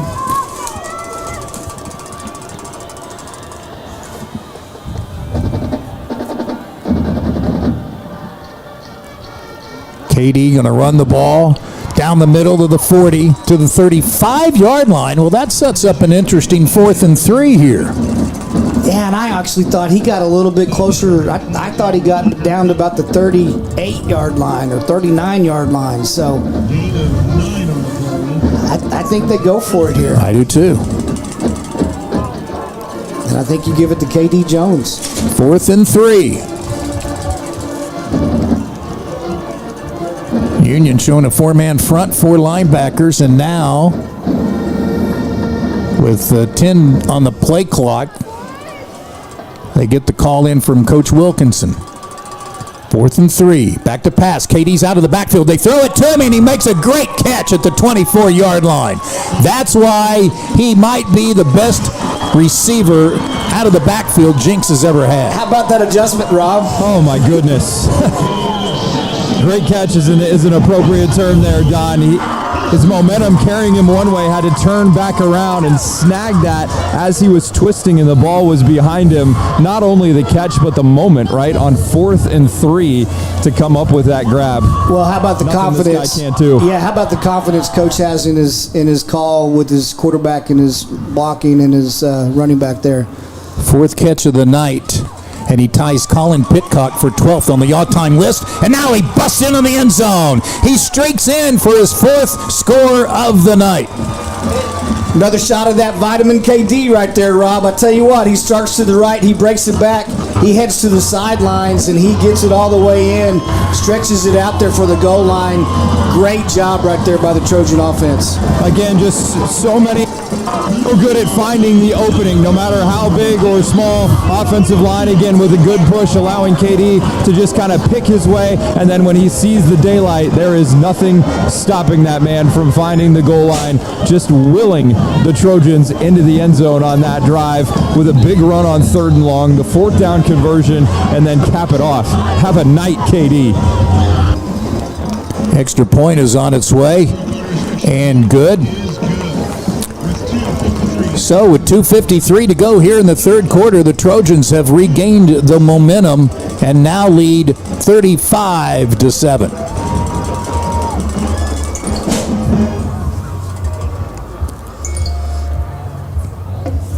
Give you some other scores. I have failed to mention the other scores in 6A-1. My apologies, but everybody is rolling as we are tonight so far. Late 3rd quarter. Owasso's leading Deer Creek in the 3rd quarter 34-8. Bigsby is leading Norman North 52-7 at halftime. And Edmond Memorial led 21-14 over Norman at half, and now in the 3rd quarter have doubled that, and Edmond Memorial leads Norman 28-14 in the 3rd quarter. 28-14. 28-14. Okay. Interesting what's going on the west side, but I tell you what, there's still 2:53 left in the 3rd quarter. Yes. It is a 4-touchdown lead, but we just saw how quickly Union can score. So important possession coming up. I might have said that a couple times tonight. Kickoff taken by Carrasco, who started his varsity career on this field.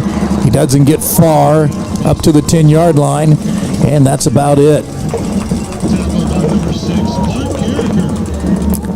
So again, Coach Maddox is a great offensive strategist. He has a great offensive mind. He's put up huge numbers here with Trojan quarterbacks and receivers and that kind of thing. So we know that he knows how to call it up. And at this point, you don't have to panic if you're Union, but you've got to be precise and you've got to make things happen. So the playbook is wide open, and you're gonna really look to your playmakers to do some things. Of course, Schelling's in the game.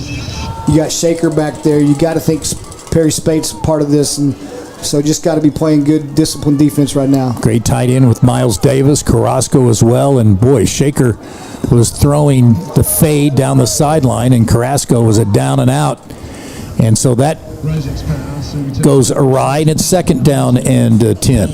I get Coach Fox's thoughts on this because he's coached wide receivers in multiple positions on the football field. But a lot of miscommunication between Rising and his receivers tonight, with guys not being ready for the ball or running the wrong routes. It's something that you would typically see in week 1 or 2 of the season, but at this point, it seems like you would have those things ironed out by now, Coach. Well, I'll come back to that after this play here, Rob. All right, second and 10 from the 10-yard line. 4-man front for the Trojans. Here they come. Rising, quick drop. Schelling catches it. Was he inbounds? Yes, they say he was at the 17-yard line. Well, that's a good route there by Jordan, and we know he's an offensive threat. Get him some of that yardage back. But to your point, Rob, you also got to say that these guys haven't played from a 4-touchdown deficit, right? I mean, there's only been a couple times that they've been behind in the game, especially this much. So some of this stuff that they're calling could be stuff that you haven't worked certain situations and scenarios, and so you talked about rust versus rest. That's not always just your players, but also some of the plays that you're trying to scheme up as well. After a 7-yard gain, 3rd and 3. Rising back, he has Schelling out in the flat, gets by Hager, gets a first down, and then gets cut down at about the 26-yard line. pass complete to number 24, Jordan Schelling. And I'll say, as well as the defense played that first quarter, you kind of get a little frustrated. Hey, they're getting a little digging out of a hole or getting some first downs, but the key right now is make them snap the ball again. Keep everything in front of you. Don't give them anything deep. Make them earn their distance down the field. Exactly. Gain of 9, so it's 1st and 10 from the 26-yard line. Rising's 10 of 20 tonight for 176 yards. Looks for Pari Spade out of the backfield. Good open field tackle by DJ Carter at the 31-yard line. Rising's pass complete to number 28. Just sitting there with a little hitch. They've got 2 receivers going here, and Pari Spade sits it down for the hitch route right there. Of course, we know that he's dangerous if we don't get him brought to the ground, so DJ does a nice job of getting him down right there. Again, it's a pickup, and it's a nice pickup on first down. Keeps the playbook open for the Red Hawk offense right now. Rising's now accumulated 191 yards passing, and he wants to go upstairs again. He does. Comeback pattern. Nice catch at the 41-yard line. And now the Trojans say they knocked it away, so it's incomplete. Well, they said that. They signaled incomplete, but then they went ahead and called it a completion. Okay. Yeah, only the Trojans, I think, were signaling incomplete there. Gotcha. Trying to influence a little bit, but he secured the catch. Pass to Carrasco, I think it was, for 8 up to the 40-yard line. Here's a running play. Schelling spins off a guy, caught from behind and down at midfield. Jordan Schelling had a heck of a game last year here on this field in the Backyard Bowl. Remember when the Trojans jumped out to a 21-0 lead and hung on 31-24, and Schelling was the big reason they came back. Yeah, I do remember a big hit that I believe it was Hudson Ball put on Schelling that caused a fumble to help the Trojans hold on to that victory. The Trojan defense really needs a turnover right now. 1st and 10 at the Jinx 49-yard line. Over the middle, caught by Turner. He gets crunched at the 40-yard line. He'll be just shy of the first down unless they give him some forward progress, and they will. Yeah, they're going to move the chains and say he picked up the first down. You got to think there's probably only one more play to this half. Of course, the wind is not an issue tonight, so it's not like the fourth quarter wind is going to make an impact here.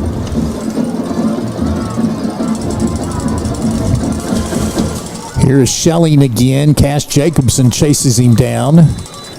That'll be a gain of a yard or 2, and that's the end of the third quarter. So as we head to the fourth quarter, the Trojans have the lead 35-7 on Union as Jinx tries to advance to the semifinals for the 19th consecutive season. We're back with the fourth in a moment.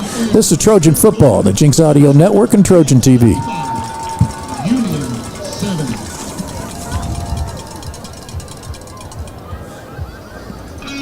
Okay? Or I don't mind. Our pets are more than just pets. They're our people, our family. And when they get sick, we want them to be cared for like family. At Woodland West, pet care is personal. We care for your animals the same way we care for our own. As the most comprehensive facility in the Tulsa area for everything from diagnostics to treatment, you can trust that our team of compassionate veterinary experts are delivering the care your animal deserves.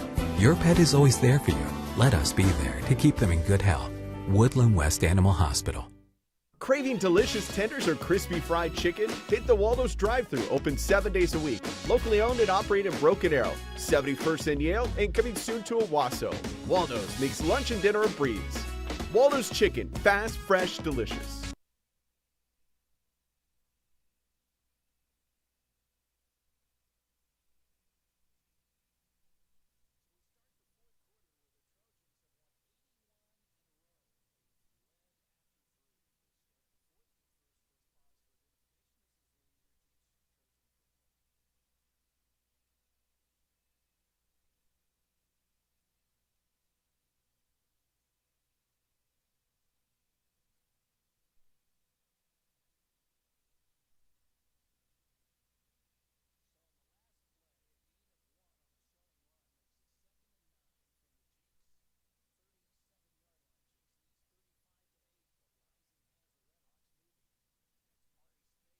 An opening, tackled at the 33-yard line, a gain of 4. He does a nice job of getting in there before Zach Fisher kind of trips him down, and then Fisher has a great big offensive lineman jump on his back there, but he felt that crush. But nice job of keeping him contained. Of course, this time of the ball game, this part of the field, you know Union's going for it on 4th down, so you got to stop them at least here. Give yourself a chance to play for 4th down. 3rd and 5 at the Jinx 33-yard line, just starting the 4th quarter. 35-7 Trojans, 4-man front, and Union apparently jumps. So what you see right now is some movement by the defensive front for Jinx. They're showing something and then stunning to another position, another gap. And as that defensive front, as McAnally shifted to his right, you saw the offensive lineman for Union there go ahead and give a little movement. It's going to back them up 5 yards. Point swings have been a storyline in this series. If you get beat in the regular season, come back in the playoffs. We'll talk about that. Let's see what Union does here on 3rd and 10 at the Jinx 38-yard line. Pari Spate in motion. Rising, forced out of the pocket. He's been sacked twice. He throws, and Pari Spate tries to make a great catch. But he is out of bounds, and so it'll bring up 4th down and 10. I think they're going to actually call a hold. It'll be interesting to see what they do if they back them up, give them 3rd down over, or they go ahead and take the result of the play, which is an incomplete pass. Yeah, that's tough. I think they're going to decline it and keep it as 4th down.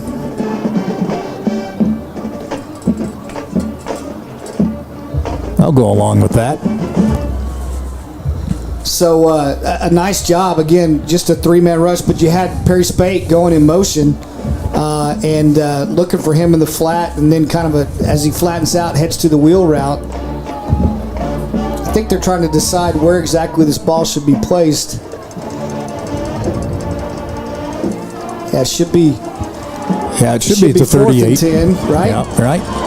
There we go. The down marker has finally changed. They had it at 3rd down. They finally flipped it to 4th. Referee signaled 4th. 4th and 10. Reisig's back. Pressured. Gets away. Flag down. Reisig has to throw it out of bounds. That'll be a hold, and Henderson's hurt. And unfortunately, he's holding on to that left knee area where he is already injured. But that's definitely going to be hold. They're going to decline that penalty, and the ball is going to go over on downs. Of course, Brody Henderson playing such an important role, both as that outside defender and as the H-back. And, of course, remember the Trojans have a great linebacking crew, but already lost Blake Whittington for the season earlier in the year. And then Jack McAnally, who was their leading tackler when he got hurt a month ago with a neck injury, is out for what probably will be the rest of the season. And yeah, you know, it was interesting, guys, talking to Adam Gaylor earlier in the season about Brody Henderson. Not only did he label him as, you know, one of the smartest, most versatile players on this defense, but also one of the biggest surprises that they've had so far this season, kind of going through spring camp and summer camp, not really knowing exactly what they had, and then being very pleasantly surprised by just his abilities. his knowledge of the game and his ability to process information quickly and adapt to what the coaches were asking him to do. So good to see him walking off the field under his own power, and you just hope for his sake that it's not something too serious. So it'll be interesting. They use Sam Stone at times as another H instead, but they're going to bring in somebody else here. Jake Flowers usually comes in as a backup. Number 21, 1st and 10, 38-yard line, 35-7 Trojans. Now it's Braxton Daniel, number 44. He blocks for KD, who zigs one way, goes another, and gets up to the 45, a gain of 7. That is so frustrating for a defensive coordinator because he's really just stuck. Juking and jiving in there. He's not using a lot of speed, but he's making guys miss, and they can't get clean shots. And he's so strong to run through arm tackles. You can't bring him down with just an arm around his thigh, and so he is able to just use the patience and timing of his offensive linemen well to pick up something when it looks like there's nothing there. To the point of 21 carries tonight, 195 yards and 4 touchdowns. And here's carry number 22. Again, he makes a guy miss in the backfield. Again, he spins forward across the 50 and a first down. He's the kind of guy that you've got to break down and get your body under control, because if you come in like a heat-seeking missile, you're just going to see entrails and exhaust fumes. Not just make a guy miss, but make a guy come up with a fistful of air. That was a full-on Olay in the backfield there. Gain of 6. Moving the sticks and keeping the clock running. So this is definitely Coach Gaylor's favorite defensive scheme.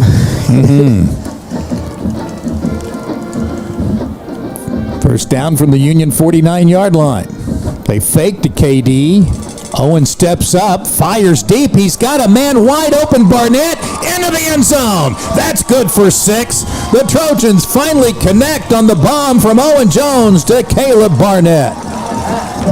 Rob's player to bank on, Riley Kester, left tackle, all kinds of time up front right there by those offensive linemen. Not only Kester, but Anti and Cox and Odafe and Malik Craig just doing a nice job of giving him the time to survey the field and find the speedster for 6. Second TD pass of the night between Jones and Barnett. The extra point's on its way.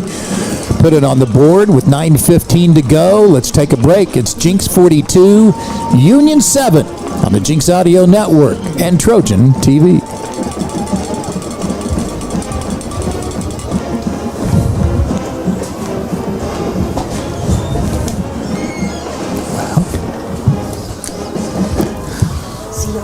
All right. See y'all next Friday. Yes. Enjoy your week off.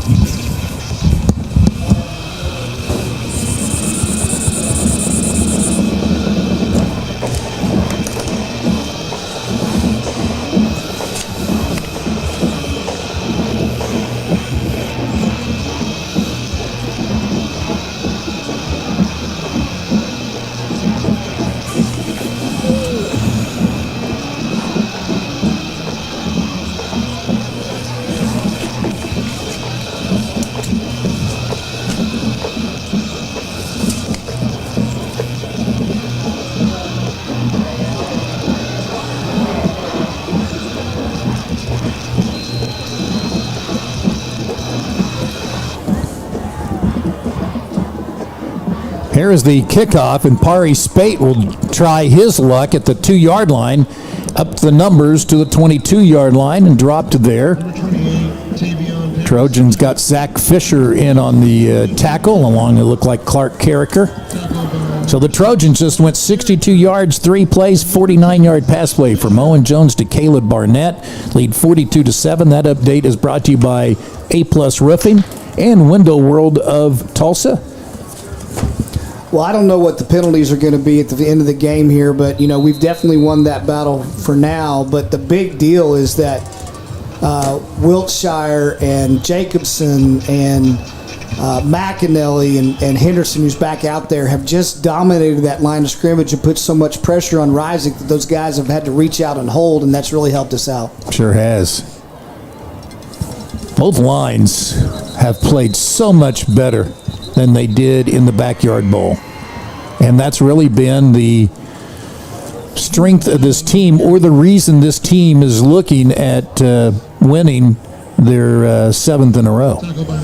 Well, we've gotten better, and I think that's what frustrated a lot of people, but including this coaching staff and including these players. Early in the season, they knew what the potential was, but they've definitely improved by week, and you can see the difference from a 9-3 Backyard Bowl to where we are tonight. Shelling out of the backfield, cut down at the 28-yard line, well short of the first down.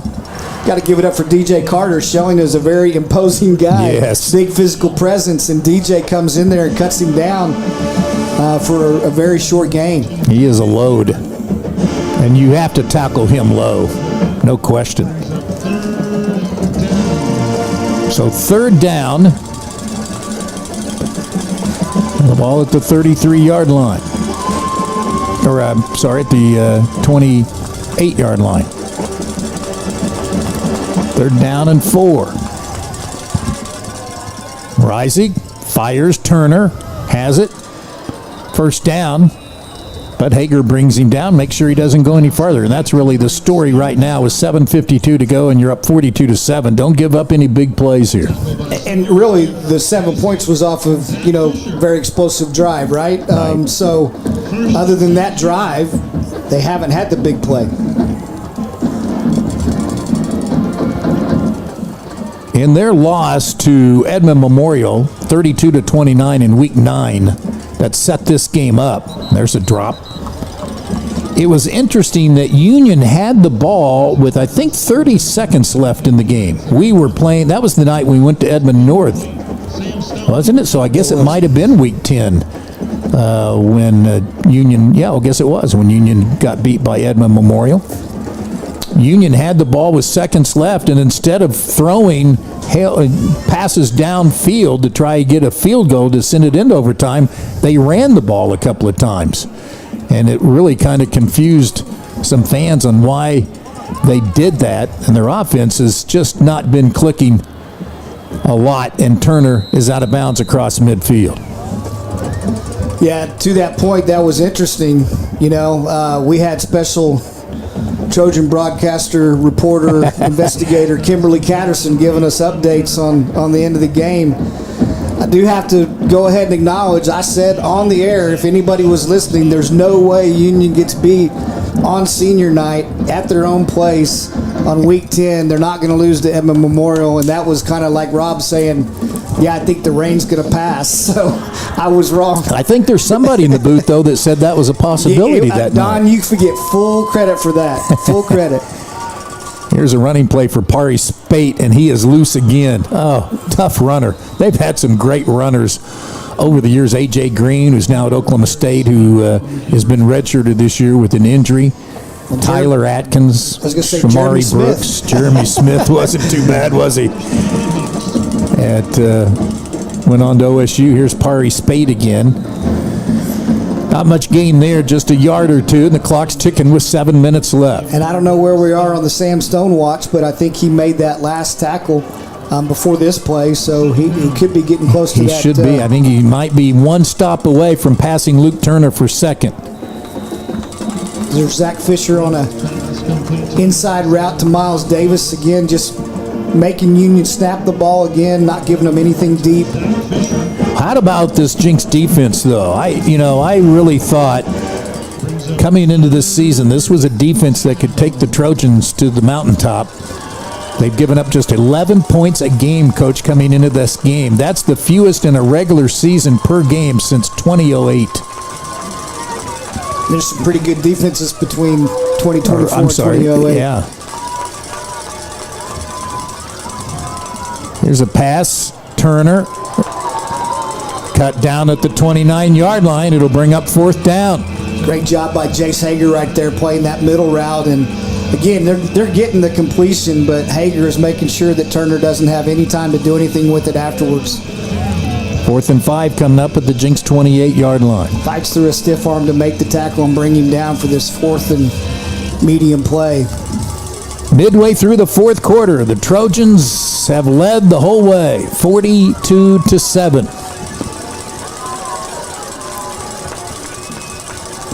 Reisig, reverse to Davis. Is he going to throw? He does. Got Carrasco. Caught. First down at the 19-yard line.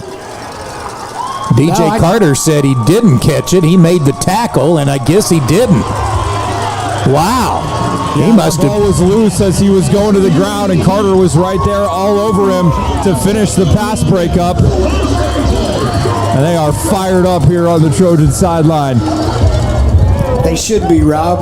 This has been a great effort. Now just keep your composure. Again, there's going to be some guys that are playing their final snaps ever. There's going to be some frustration out there. You don't want to do anything that hurts your team chances because you're going to be practicing on Thanksgiving Day. Well, and the Trojans are going to bring in some backups. Landon Kazar, the sophomore quarterback, is in. I'm not sure who the tailback is. So the starters are out, and that's good to see, as Aiden Jordan, I think it is, gets the carry.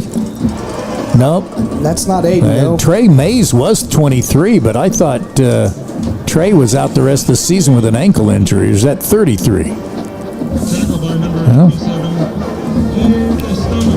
That's 23. We have some freshmen, but none are listed as number 23. I think Trey, they were hoping to get him back. I wasn't sure he was going to be able to play tonight. Awesome. It is Trey Mays, guys. Nice. Just confirmed that with Mike Catterson. Yeah, he's back out there. That's great to see. That is great to see. Guys. I thought it was a season ender for him.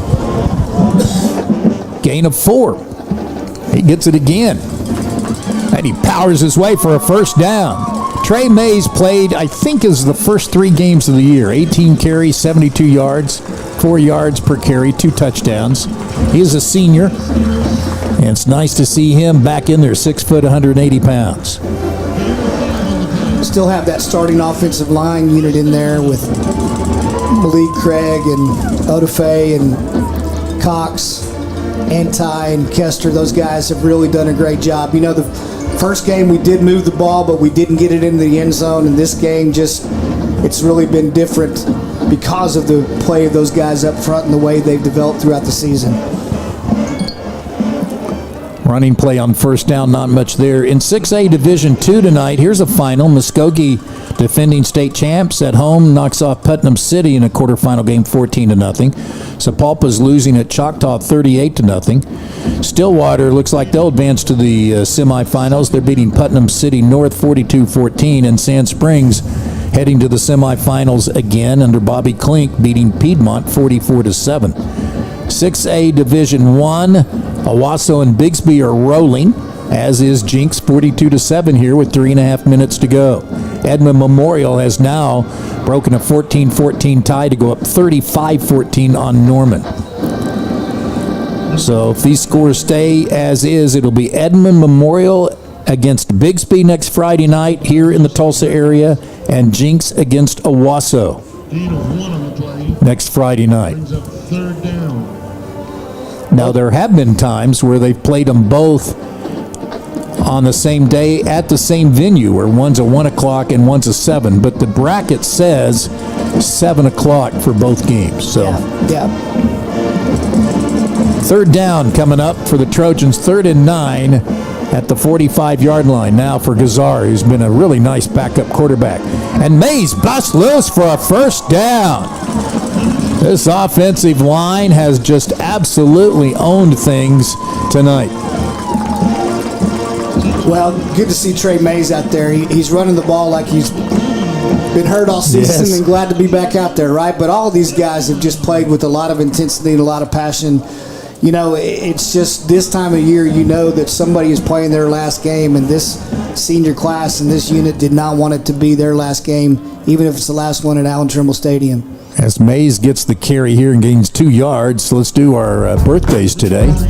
By the way, Q Overton had a birthday last Sunday. Q is down on the sidelines tonight. He might have left by now. Cooper Shockley's favorite player when he was growing up. So happy birthday last Sunday to Q Overton. Last Monday, Ben Cutton celebrated a birthday. Isaac Norman last Tuesday. Tomorrow, former coach Mike Gaines, who's retired. And a guy that's had a great play in this Jinx Union series, Tyler Graves.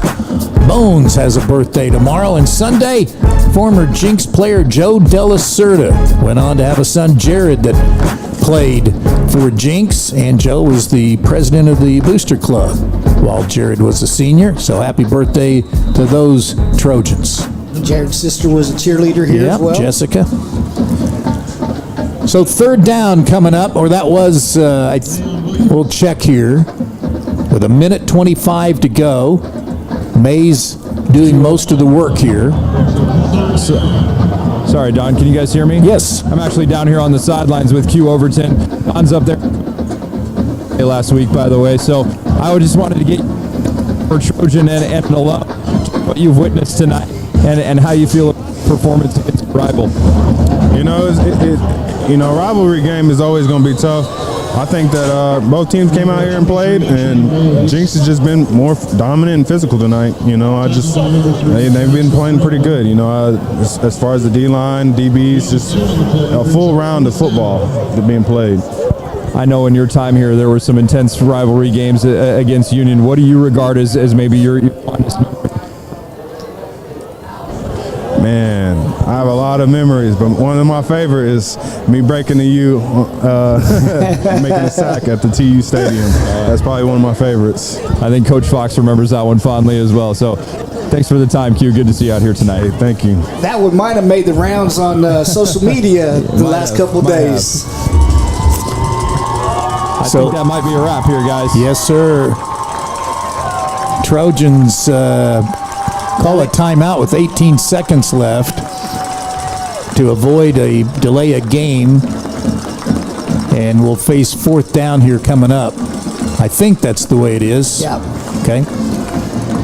But when you look at the point swings between the Backyard Bowl and the playoffs, this one will go down as a 29-point swing in which the Trojans lost by 6, came back and won by 35. That's a 29-point swing.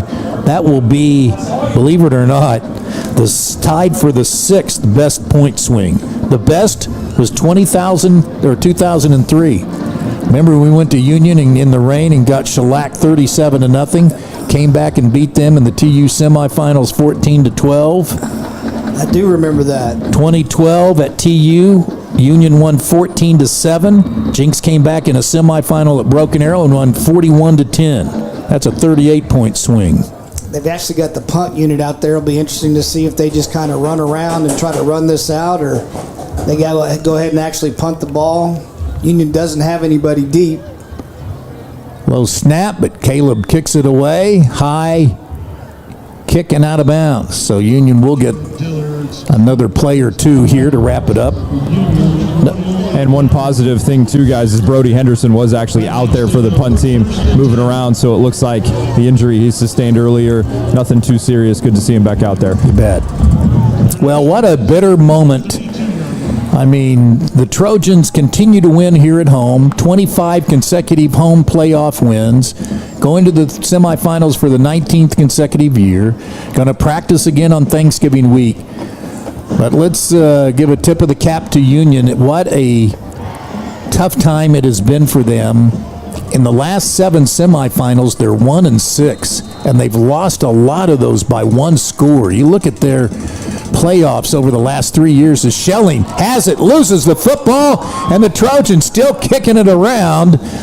Let's see who might have recovered it. The Trojans get it, and that's a way to cap it off tonight on Clark Carricker's fumble recovery to put the icing on the cake for the Jinx Trojans, who are going to win it 42-7. Yeah, I think they're going to actually make them snap it, and so the coaches are trying to get control. This is going to be really important. This is a coaching moment. Right. Emotional game, your big rival.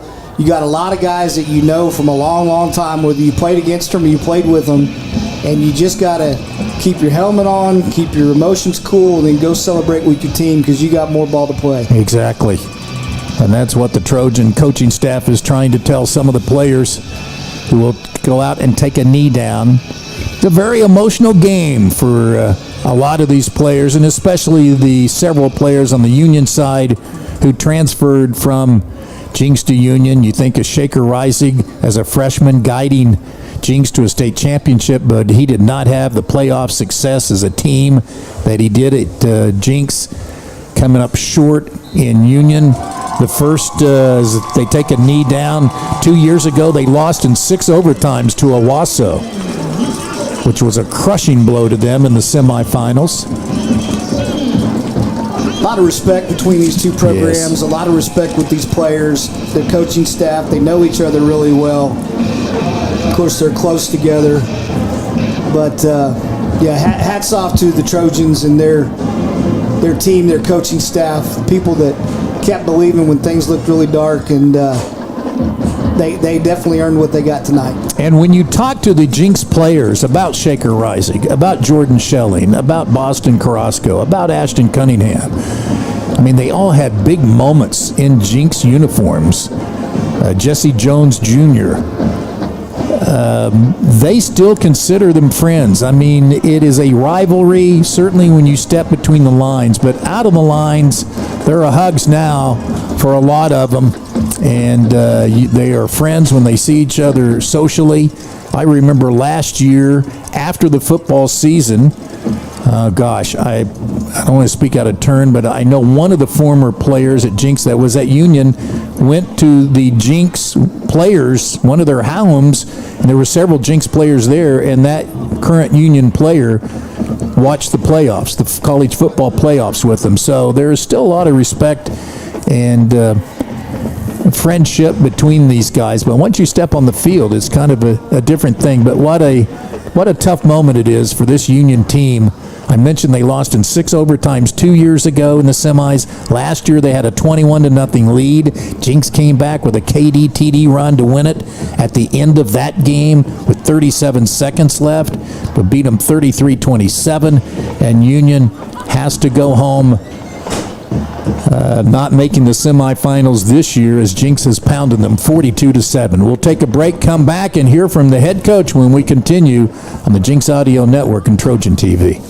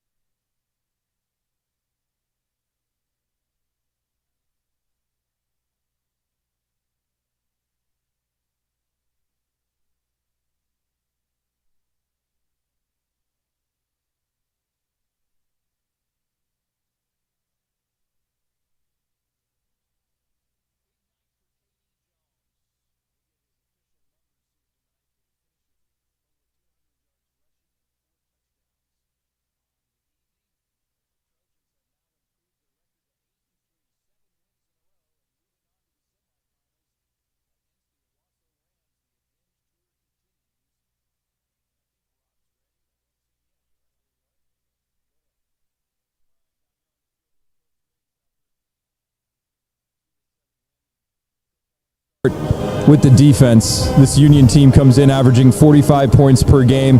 You hold them to a single touchdown, only a couple of big plays. What was the biggest contributing factor in your mind to how your defense performed at such a high level tonight? Well, we found some tendencies, our coaches did, and it allows us to call some defenses, that played into what they were wanting to do. And hats off to our kids to seeing those things and adjusting on the field. They